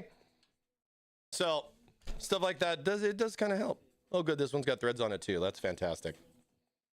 That's fantastic. Has anybody ever gotten a threadless screw before? I'm really curious. That's a trophy. It is, dude. I have never seen it. Yeah, it literally looks like a rivet. It literally looks like it would be, like, especially when you look at it from this side, it looks like it's just a rivet. Oh, I'm totally saving this. I'm totally saving that. I'm telling Kenny. TTQC, what the hell? That's my fault. Oh, I'm the QC guy. It's okay. It's an isolated incident, chat. Nobody else has this problem. We're fine.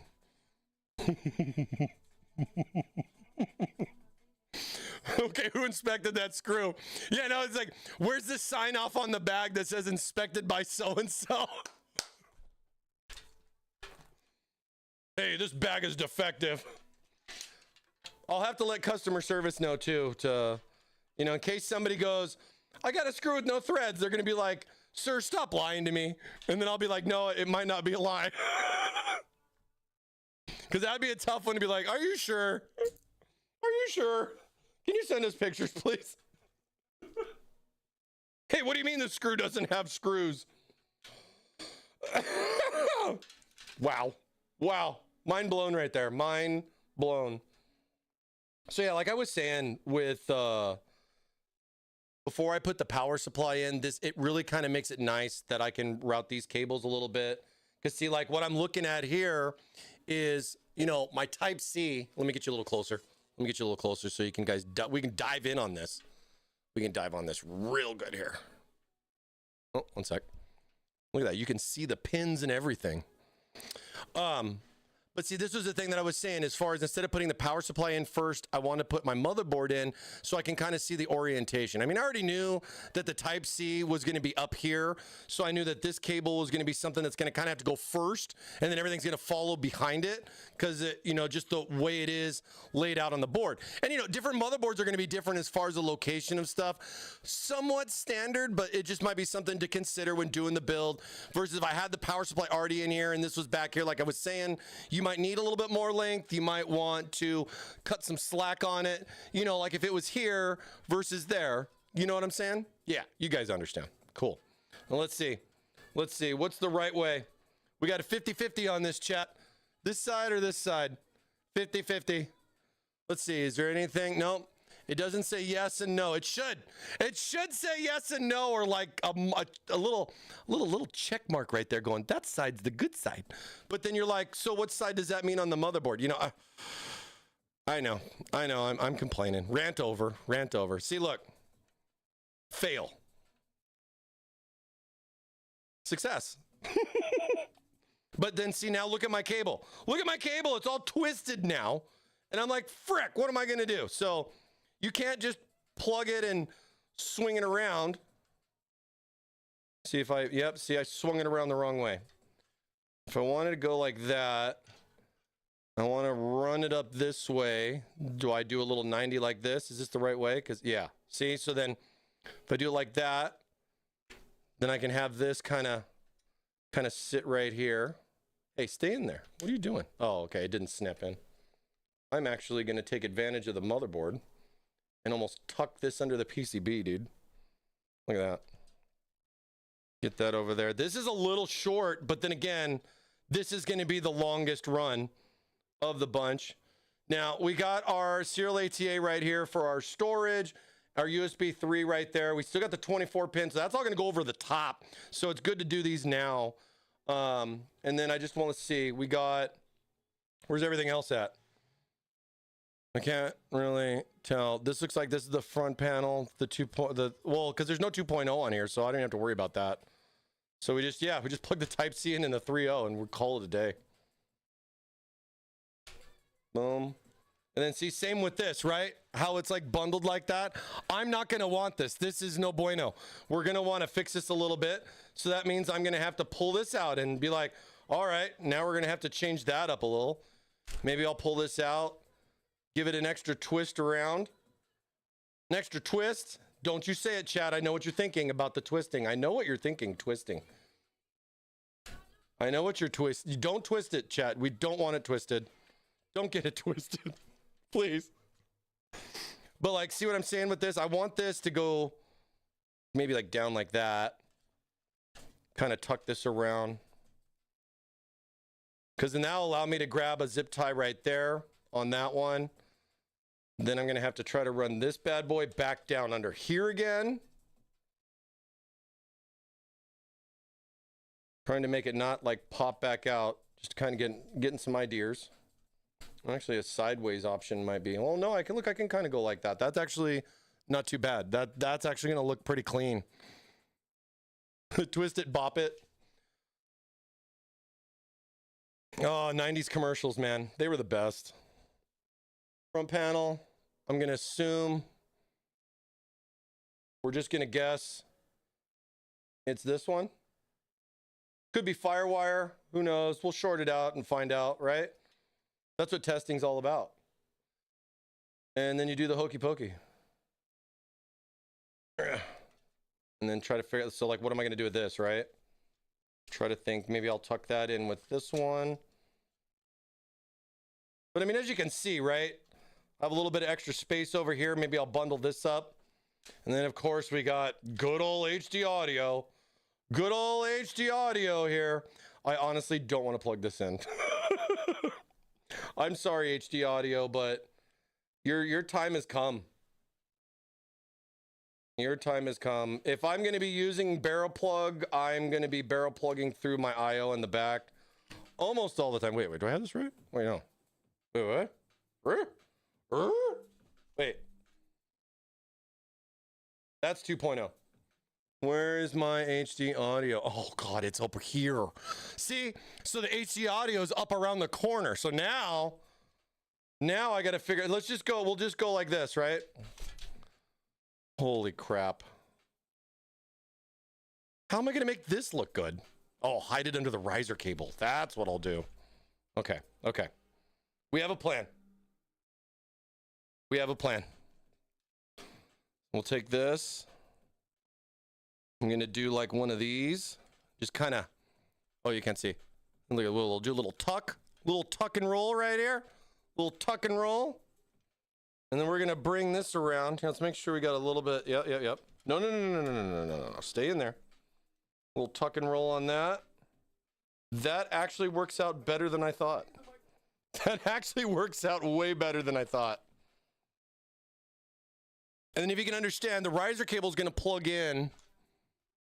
To bring this in like that. Riser cable is going to plug in just like that. And then this will go over the top. So that'll kind of hold that in pretty well. Should be good. Take care, Tough Onion. See you later. Thanks for waffling. Little tuck action here. What do we got? We got less than 10 minutes.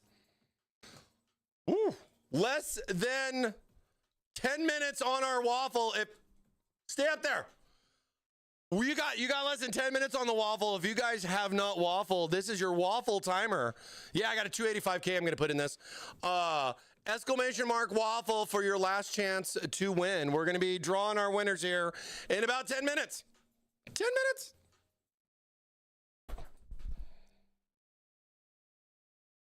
Back to our cable management. Now, I think this is one of the things that's really different about this case is that usually with a larger case, I'm not as focused on the cable management right out the bat like this. It's usually something a little bit different for me. So I like that I'm kind of looking at this because the power supply is going to go here with all the other stuff over it. I definitely don't want to block my 24 pin. Again, my EPS is down over here. So I'm still going to have some routing that I'm going to have to do, but just kind of eyeballing and just kind of planning it out. You know, even with dealing with this, look at that. I can kind of look, we got a little tuck and roll right there.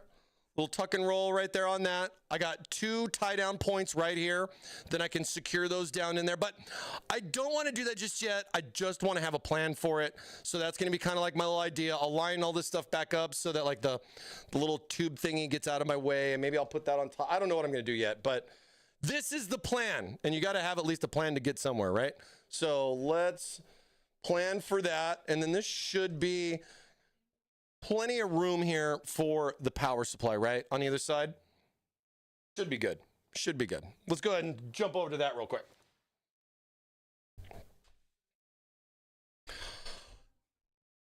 Dude, the RAM is it's not for testing.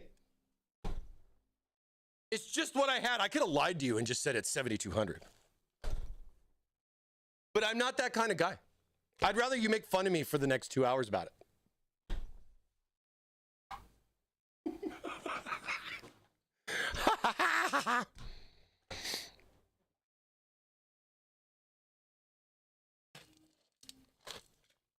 If I was running 285K, I don't know if I'd probably go 72 because 72 is a sweet spot for me. If not 64, but 72 is a sweet spot for me.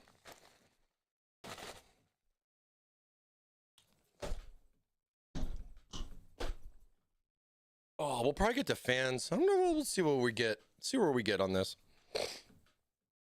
All right. Do I got enough time before I waffle? You know what? Let's warm up our waffles here, and then we'll come back on the patch. So, to talk a little bit about your power supply and how it's going to install in the case, there are a couple of different variances that are out there. Definitely something that I was looking at. This semester, I got calculus, physics, chemistry, and English. Oh, man. Well, I will tell you, I'm a big fan of calculus. I love math. I love math. Physics and chemistry, though, bro, I wish you luck. I wish you luck on that, man. I wish you luck on that. But I am definitely a big math nerd, and I love math. I like math. It's good. Newegg has 9600. XMP memory? Okay, XMP, sure good. Sure good. Send me a link. XMP.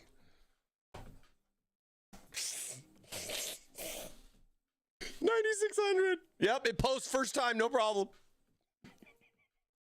Okay, so enough about memory talk. Enough about memory talk. I hate math but love science. See, and I'm the other way around. I mean, science isn't bad. Let's not get me wrong. It's just hard. Ooh, C46? Ouch. Okay. 80% of physics is math. This is true. I guess, is it 80%? It's not 79.8. Okay, so power. We'll talk a little bit about it, then we'll do the install after we waffle. But let's talk a little bit about power. So for power, it's SFX all day long, right? So you have an SFX little cage. This right here is an SFX L. This is an SFX. They're the same width, but one is longer than the other, hence the L. And we've made both of these models over the years. They're both 1,000 watts. Well, here, I guess this camera's better. Hold on. Let me get this up. Back it up. Loving my GoPro today. So when you're looking at these, they're the same width, right? But then, of course, as you can see, the bottom one is a little bit longer. Both of these are both 1,000 watt SFXs. This is the older model. This is a 3.0 versus a 3.1, just to kind of give you the comparisons there on the two models. Of course, efficiency is different on these two. This is a newer one. This is our newest. If you're going to go SFX with this, 850 or 1,000 watt would be probably what I would recommend for this, depending on what you're going to do. We do have a 1,200 watt SFX coming out. So if 5090 is a must in the travel case, you might want to wait for the 1,200 because I don't think 1,000 is going to be enough for you on that. I mean, well, we're going to see because we're going to be using this 1,000 watt on an RTX 5080. So I'm curious to see what our total watt capacity is, as well as a bunch of other stuff. So there's going to be a lot involved. But back to the case, to talk a little bit about the case, is that one thing you can notice real obvious, besides the fact that they both have switches, is that this plug and this plug, the orientation is different. And as you can see, if I have them both fan on one side and you look at them, you can tell that these are going to be different. Now, this is going to give you two different experiences, not four, two different experiences for this. And the travel case itself is actually set up to support both. So with the bracket, it's got like you see the little hooks right here. So there's little hooks right here on the bracket. These are going to hook right into the case, but you're going to have two different positions for it. You're going to have a position that's going to be closer up front like so, and then you're going to have the other position back like this. Now, the reason for the height change on that, of course, is going to be based on the power supply that you use. I mean, I just kind of dropped this in here. You're going to have definitely more height on an SFX L. So then instead of running it in this position, I'm going to run it in the position a little bit closer. That's going to give you a little bit of extra room right here on this. And with that, without having to like fully mount it, and you see down here, the plug will go in pretty normal. I'm going to be able to take the plug, as I'm trying to hold this here, and then this is going to plug in just like that, runs over and into the case. No problem. No problem. Super easy, easy way to go if the plug orientation is in this way and how you have it set up in the case. Now, if I take the power supply out, oh, hey, look, the bracket stayed. And I switch over to SFX, where this was the L. That's just so funny. I shouldn't say it like that. But if I go and I drop the power supply and SFX in, it's the same height as the bracket. So that's going to be a little bit tighter. But the problem you can run into, depending on the power supply, and again, like I was saying, it's related to the orientation of the plug, where the plug itself, as I have this in the closest position, basically the lower or the SFX position, and I go to plug this in, this is going to hit right here on the edge. You're going to have a little bit of a problem with that. So to work around and do it the right way, what you'll want to do, and now I'll be showing you guys this more, but I'm going to plug it in first with the power supply installed on the bracket. Again, SFX.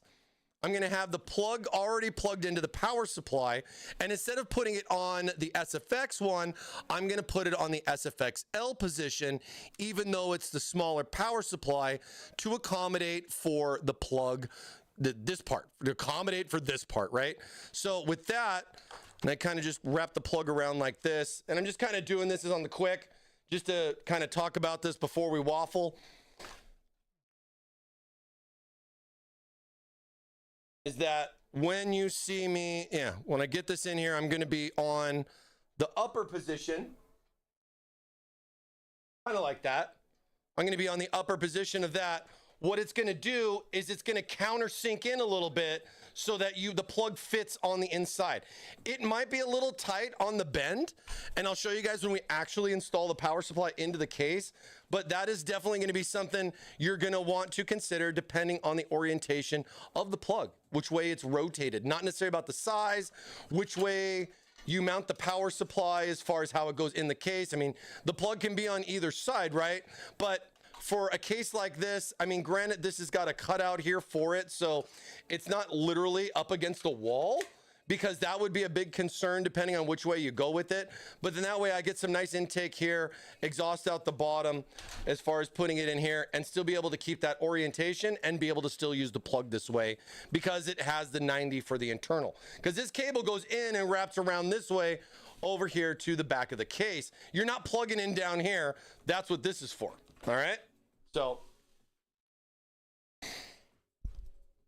it's interesting, but it makes sense once you realize like why it's set up or why there's two positions on that. And hey, that's what I'm here for, to make sure you guys understand.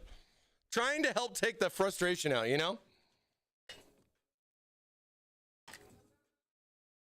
All right, our waffle is closed.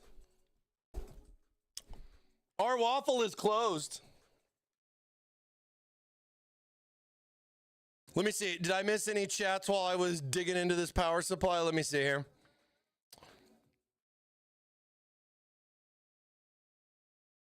You guys still talking about memory stuff?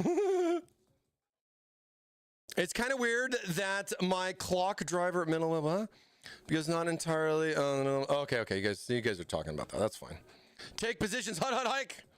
Or should I say Mike? That's really funny. I like that. Thank you. Thank you. All right. The waffle hasn't broken. We're good. Wow, we got a lot of entries today. Look at you guys. You smell those waffles? I do. Oh, you smell those waffles? I do. All right.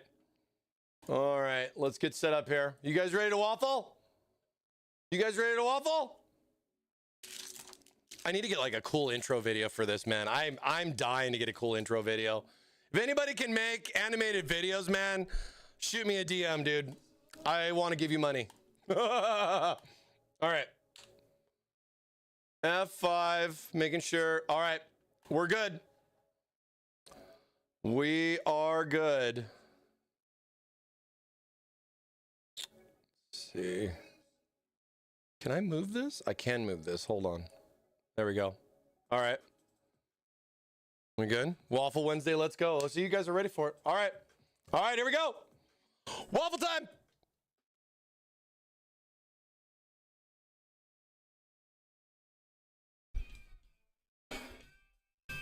Oh, it's my favorite part of the stream, baby.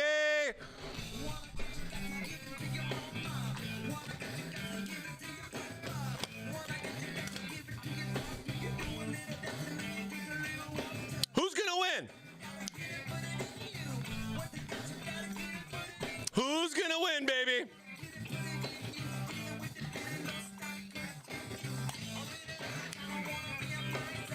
All right, who's gonna spin that wheel? Let's see. Let's see. First waffler of the day.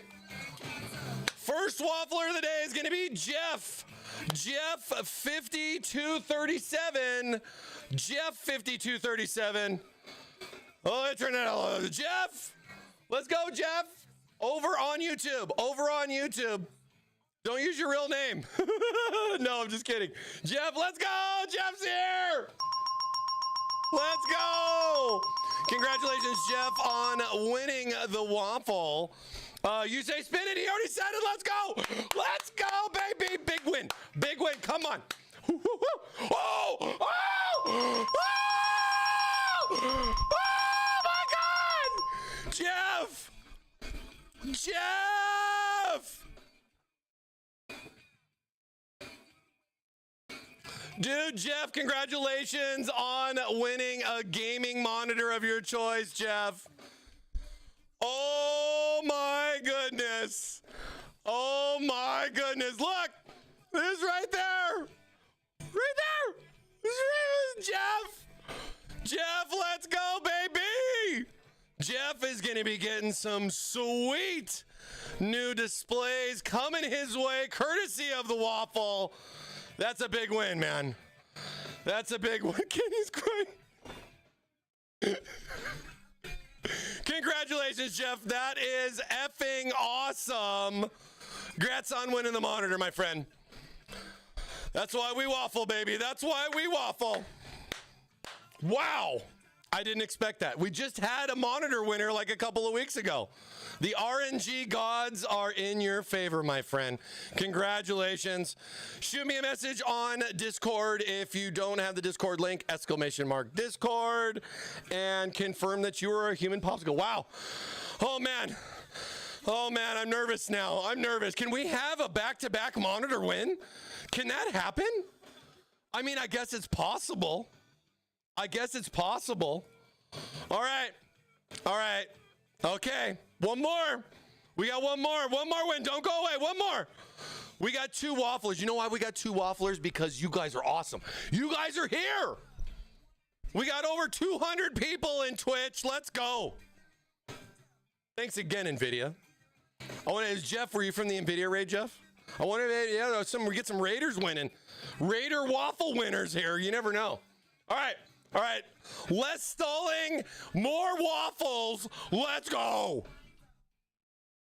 And our next winner is Devont Lex.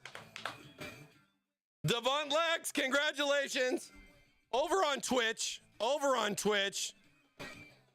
Congratulations. All right. A fresh waffler. We got some first-time wafflers. He says spin it. He's going to win it. Back-to-back monitors. Let's go. Come on. I was worried. I was getting stressed every minute. Congratulations on Devin on winning a swag pack. I got some cool stuff in store for you. Let me know your t-shirt size, and I got some fun things. I got some shot glasses, some cool bottle mugs, all that stuff. I'll give you we'll get a good package, my friend. Don't worry. Congratulations. Thank you for waffling with us. Wow, we had some big winners today. Congrats again to both of you guys on waffling with us today. It's a good week. Happy hump day. Let's go, baby. That's what I'm talking about. Let's go. That's what I'm talking about. Congratulations, you guys.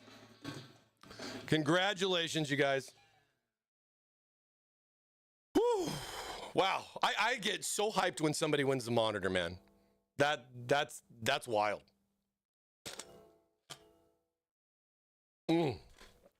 Oh, that's wild, dude. Congrats again. That is awesome. That's awesome. Let's go. Let's go. More big wins next week, baby. Oh my goodness.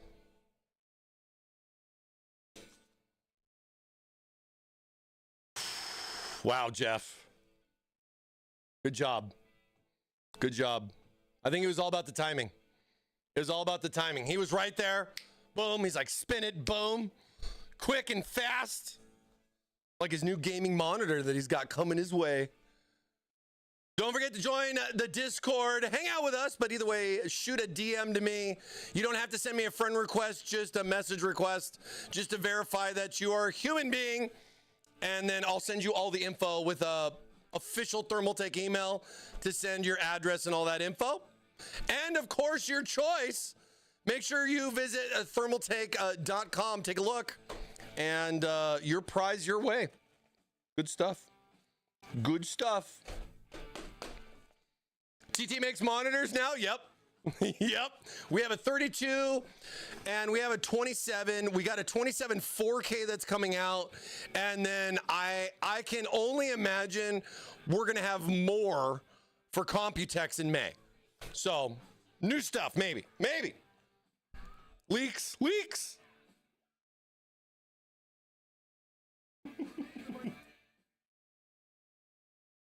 Water-cooled monitors when? I don't know. I've already done a water-cooled keyboard.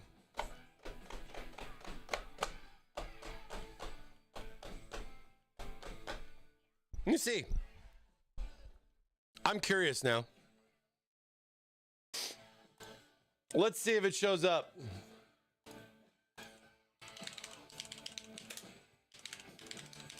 Water-cooled keyboard. Oh, it's right there. It's right there. Water-cooled keyboard. Guys, I found a water-cooled keyboard on Amazon. Not that one. It's this one right here. Oh, wait. Whoops.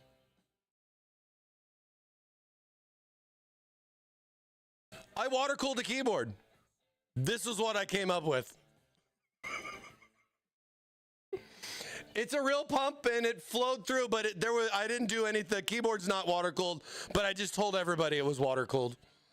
But I don't know if I'm the first, but I definitely water cooled the keyboard.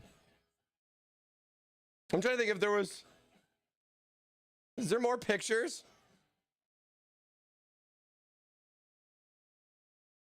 Here's some of the others. We had a water cooling keyboard competition. We had a water cooling keyboard competition. When was this? 2016? This was my entry right here. Look. Look.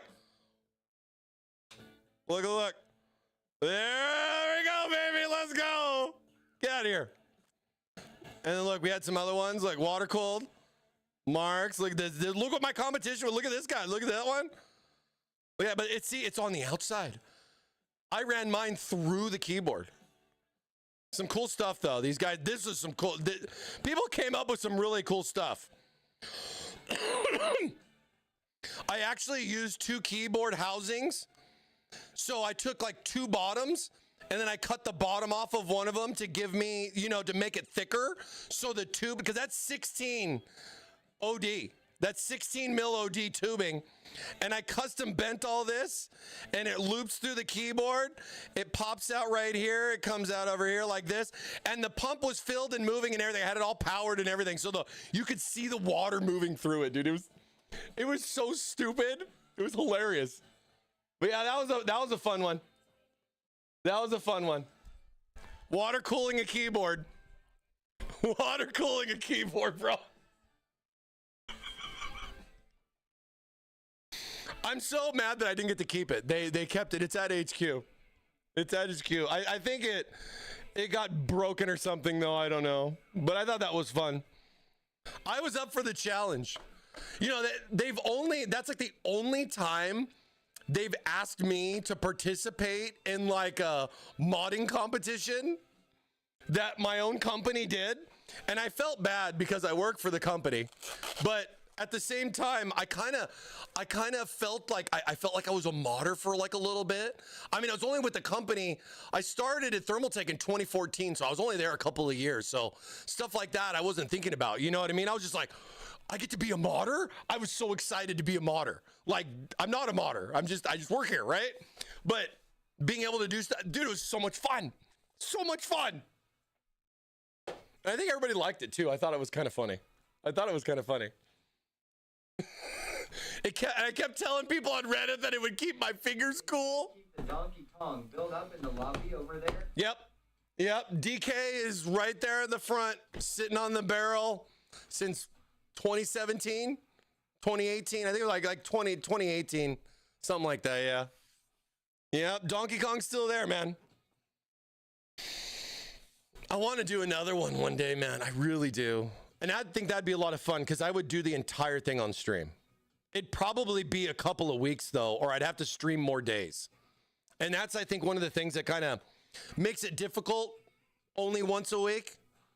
Because like, I don't stream long. I can't. I'm sorry. I wish I could stream more than what I normally do. I mean, you know, we're getting to our time, but we got the power to do. But like, it's just, it would be a lot of Wednesdays, and I think it would take too long. So I think it might be a special thing that we might do. We might do like multiple streams on that, but it'd be hard because I like to grind and cut and void warranty. So, you know, because I just got another one out back. I just go grab another one. I make a mistake. You guys got to go to Amazon. No, I'm kidding. Thermaltake Live got a question. Is the GR500 included in the TT gear on the wheel? No, it's not.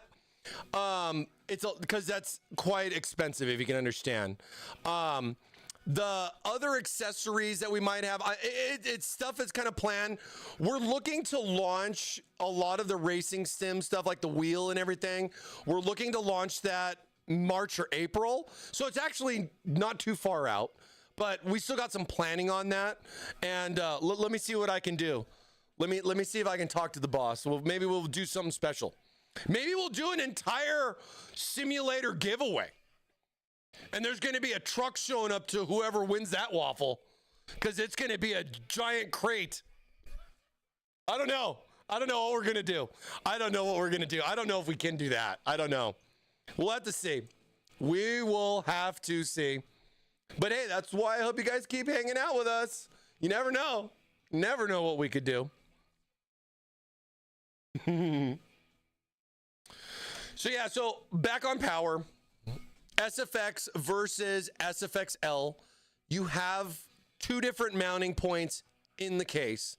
The bracket can install to the power supply, and then the whole thing can go in. Really nice. I like, fully modular power supplies, gives you a chance to plug in one cable at a time. It's not like you don't have plenty of access to it. You know what I mean? So don't tell me that there's not enough room in here for this. So I think you'll be good with that. So, but this was more or less just to show you guys the difference because of the plug orientation. And to be fair, I didn't know this. I didn't know that this plug was that different. I was like, why is this one rotated? Like, it totally threw me for a loop. Like, I'm always looking at the power supply, like, or the size, this and that, the cable, as far as, the thickness of the cable, like obvious stuff. But the one thing that I never contemplated was that it would be rotated for space savings. Who'd have think? Who'd have thought?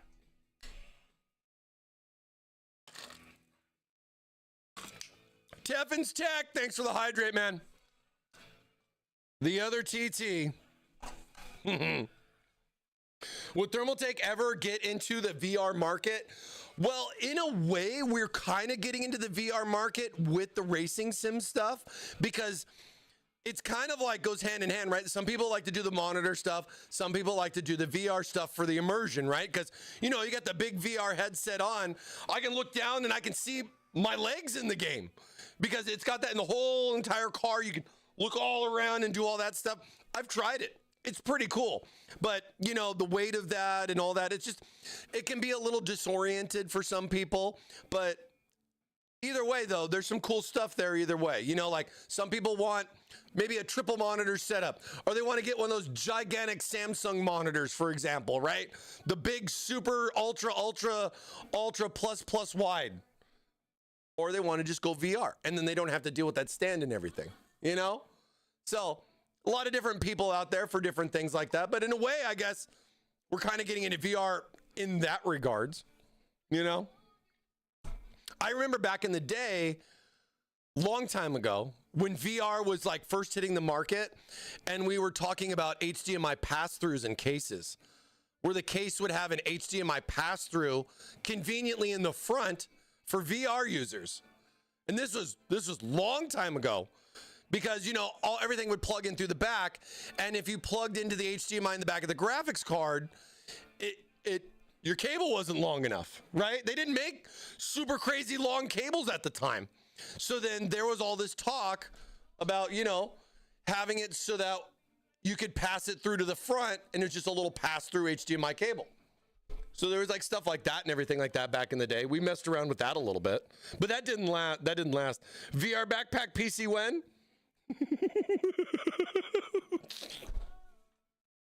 Computex. Oh, I freaking love it. I freaking love it, man. Plus wide. Exactly. Yeah, man. Little Zep to give you a pep for your Wednesday waffling. Wow, Jeff coming in hard today. Jeff, man, the Giga Chad monitor winner, dude. Let's go, Jeff. I hope you're excited, Jeff. I'm curious to know what you have now. I'm wondering if maybe you already have like 4 monitors. Maybe you don't.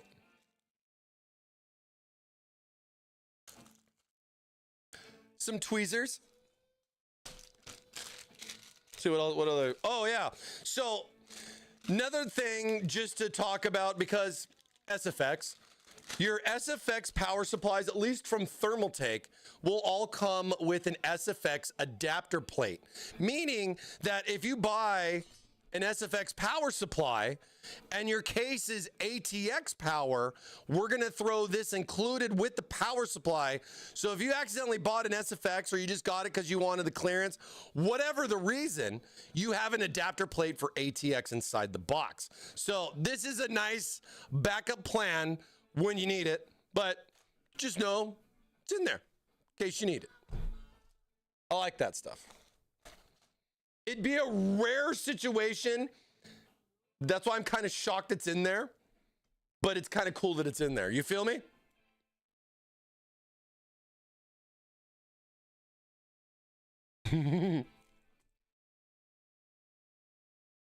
Audio sync's bad? Oh my goodness. What if you refresh? Does it fix? Here, let me do the good old this and that.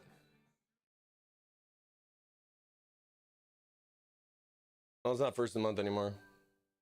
Here we go. There we go. Let me know how Freebird sounds, all right?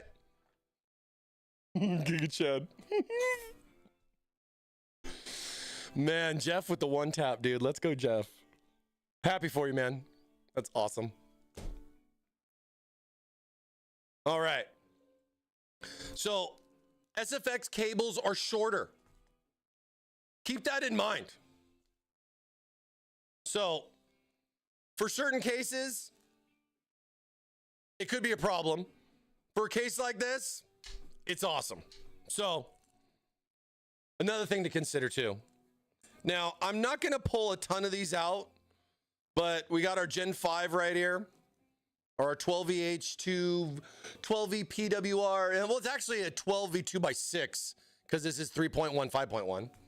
So I guess it's classified that way versus 12V2 HPR, 12V, whatever, you know what I mean? We got our 24 pin right here.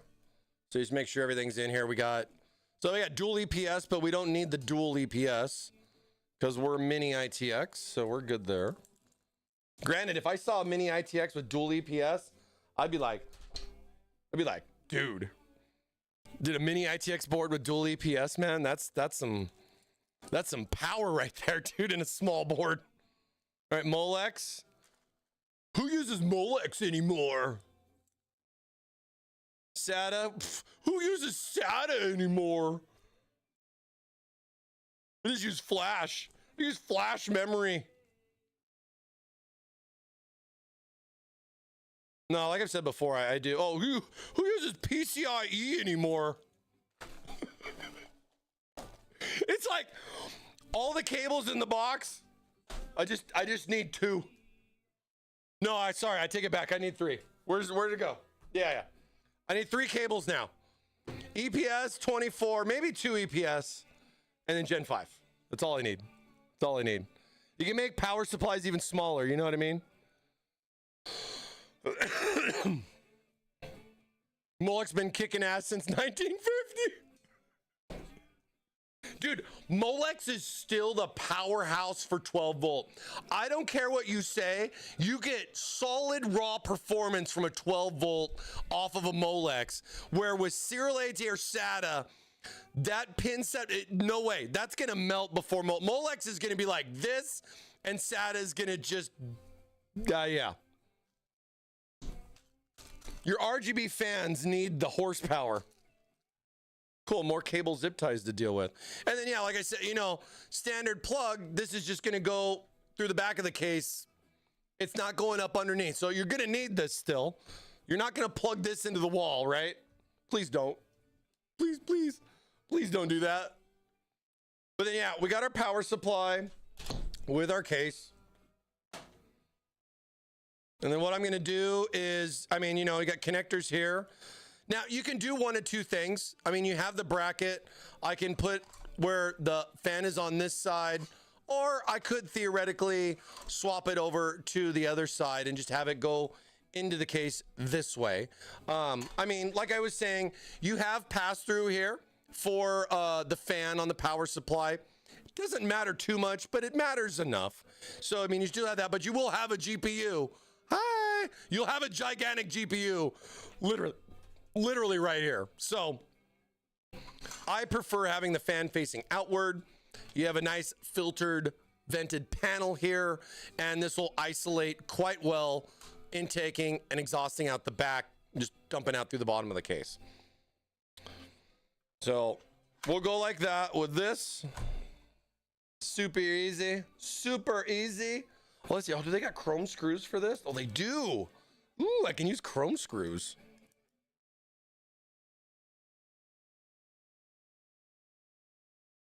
I guess I could use the screws from the power supply, but I'm going to use the chrome ones. Because I can. It's my mod, my way. It's not your mod, your way. Waffles are done today. I'm so sorry. Come back next Wednesday for more. We had a monitor winner today. That's a big one. Who uses SCSI anymore? A lot of people. They SCSI themselves all over the place. But do they have threads? World famous screw over there, dude. I'm hanging on to that forever. That is a first in over 10 years for me. And it's funny because I've had it where the case wasn't threaded, or the standoff was solid. Like the standoff was not drilled out and threaded, right? The standoff was just a chunk. I've had that happen. I've had case screw things where like they were just not threaded. It was like it just went straight through, right? And I was like, you know what I mean? But this one, that was different. It kind of, I guess, goes hand in hand with the monitor winner. I mean, it's like rare things today. RNG's wilding right now. RNG's a little wild right now.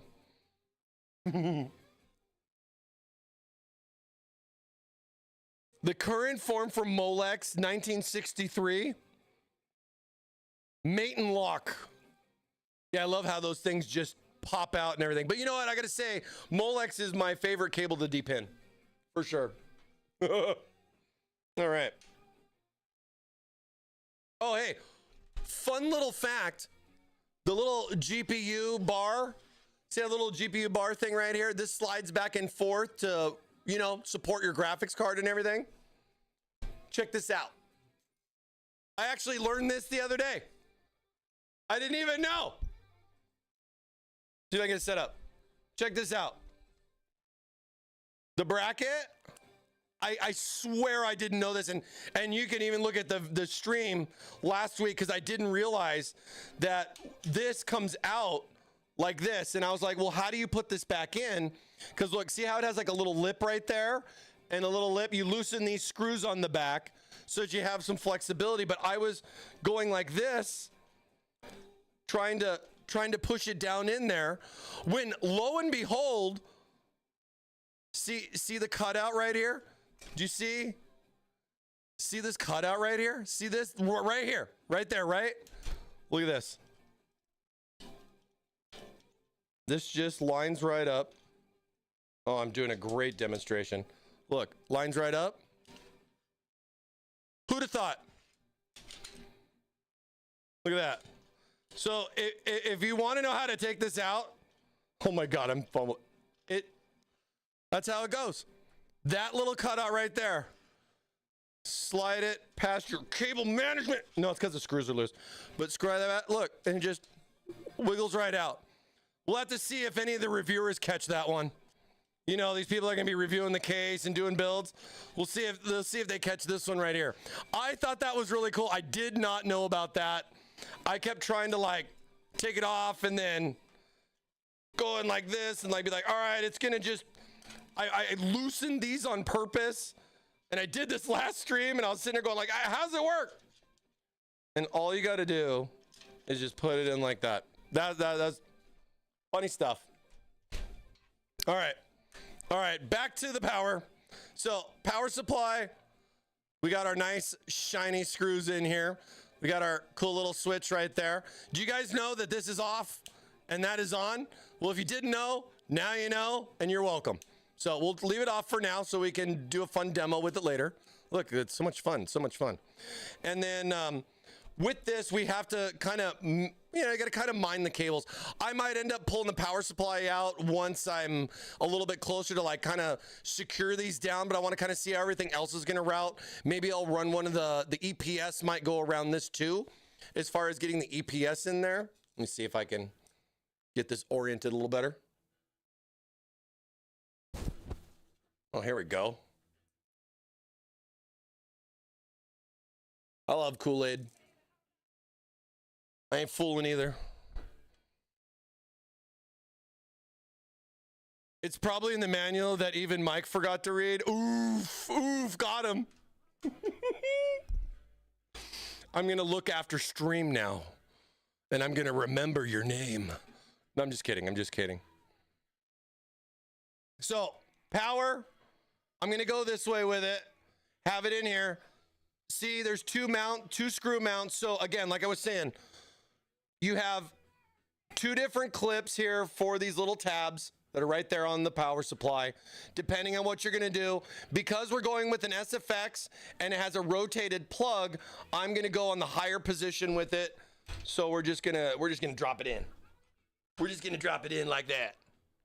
And then you're going to see how the cables kind of get a little bit in the way right there, but not too bad.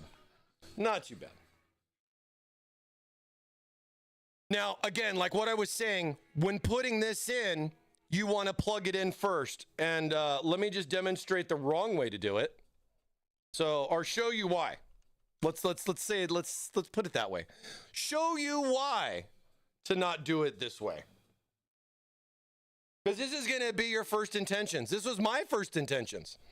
Laugh out loud, that HD audio is cramping. Hi, go away. Go away. Go away. I'll take the motherboard out and I'll just run it this way on behind the board and you'll just never see it again. Stay tuned next week. I see, like, if I put this in, because I'm going to think like, oh yeah, I'm just going to go ahead and pre-install this. No big deal. So then if I didn't take this out, put this in here just like this. So we're back to, here's our configuration. Now I got to plug this in, right?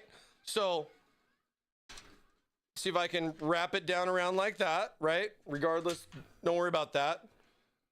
This is going to be your orientation. This is going to have to go across here I'm probably going to kind of tuck that back there. My power cables, of course, are going to go like that too. So this is more or less kind of hidden. Definitely love the fact that this is white. But as I come around here with this, take a look. So here's my plug. And you see, now if the orientation was this way, it'd be no problem. But because of the fact that I have it this way, it is a little bit of a tight fit to kind of, you know, fold it and stretch it. And that kind of bunches up right there, right? And that makes it a little difficult because once it's past this part, it's okay. But that's the problem, is you got to get it past that part in order to get that plugged in. And you can't turn it. It's not going to work that way. You can't put it in and turn it. I mean, you can probably force it. Maybe you might damage the cable a little bit or anything, possibly get a little frustrated. So what I always suggest on this, because I've built so many, right? I always suggest this when I build my tower, my travel cases. See, I can't even call it the right thing. But what I do, take these out, take this out. Try not to lose your screws. Don't lose your screws. And then I'm going to take this, I'm going to plug it in. So it's plugged in, and now I don't have to worry about the height of the connector plugging in, right? Loop that around like so. But you're just going to have to kind of bend it a little bit, and I'll show you guys what I mean. Because it's going to give you like a little bit of force, like push back until you screw it in. Wow, that sounded dirty. I need to be careful. Box is going to call me out on that. This screw is the easier one to put in first. At least it has threads, so that's important. And then we just gotta push that over and screw it in like that. So now we have that in there like that. We're plugged in already. And then now when you look at this on the bottom here, it's a little turned in, but if you can understand, it's going underneath the lip of the case. And of course, if you want to make it even easier for yourself, you can just take the bottom out, and it gives you a little bit better perspective on it. You kind of see how I like little pre-bent it, and I can do the same thing this way too. So you have a couple of different options. I know it's a lot to talk about, but I think it's important because this thing is going to ruin your day. And I want to make your day a lot better. You're building a system, and this is the right way to do it. So if you want to either take the complete bottom off and then just put it back on, again, that doesn't sound right, but we're going to say it anyways. And then you can then just install it then after. This can be a thing that can be a nice convenience when installing the power supply. And a lot of it's all just going to depend on the orientation of the cord. You know what I mean?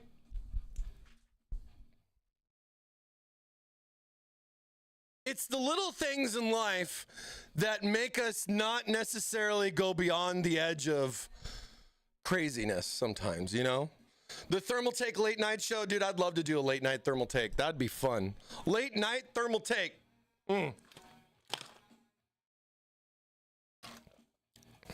But yeah, a lot of different ways that it can go, but at least you guys can understand and see why we have these options and why it's going to matter depending on what you're going to pick. If you're going to go with an SFX, SFXL, or how everything's going to be all set up, right? A lot of different configs for this, but I mean, again, it's just a power supply, right? You got a bracket, got some options. That's going to help you out a lot, right? So taking off the bottom can be a nice little advantage for you. Pre-plugging it in if you don't want to go that route is another good little option too. And then that kind of helps you, because if you put this on the lower position, this is actually going to hit the floor of the bottom that, you know, I took out of the case. And then of course, with all that said and done,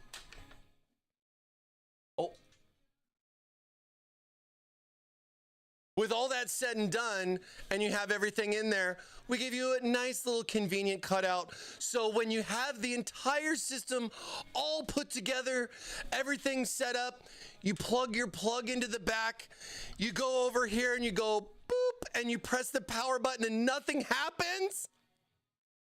You can be like, oh yeah, I forgot to flip the switch. Thank you, Thermaltake, for leaving a nice, cool little cutout.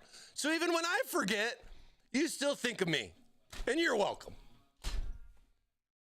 Boop. So there you go. There you go. Fun case. This is a fun case, man. I'm super excited about it.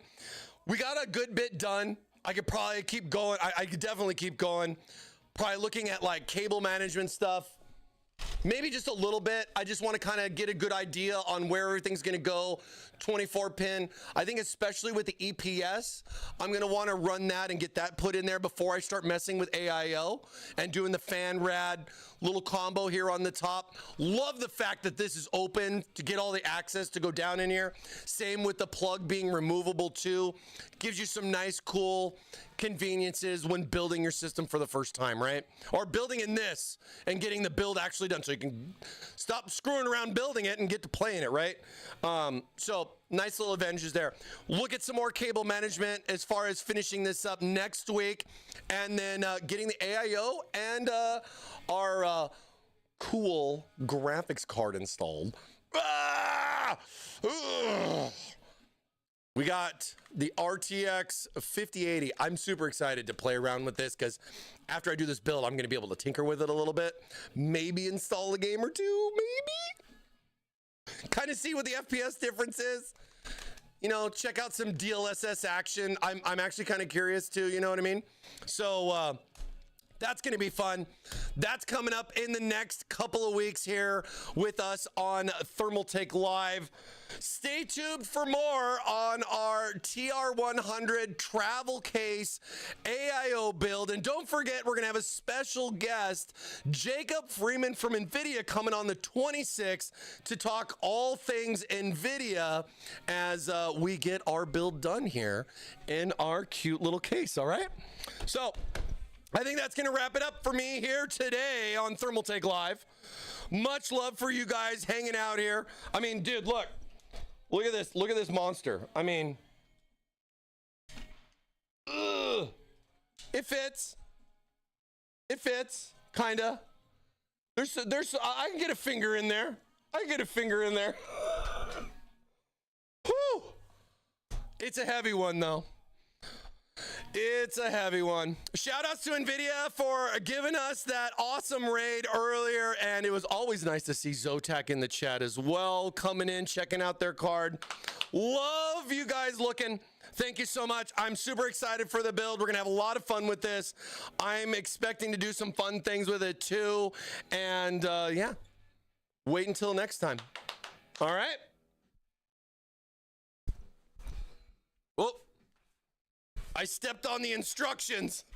Maybe I should have read them. But right on, you guys. You guys take care. Have a great rest of your week. Happy hump day. Mike. What day is it, Mike?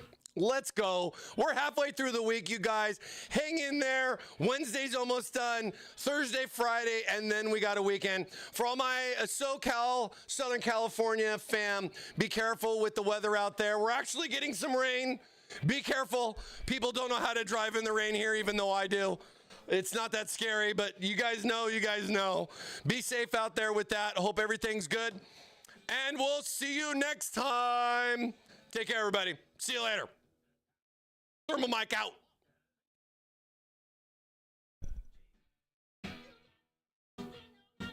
And yeah, we totally need that rain.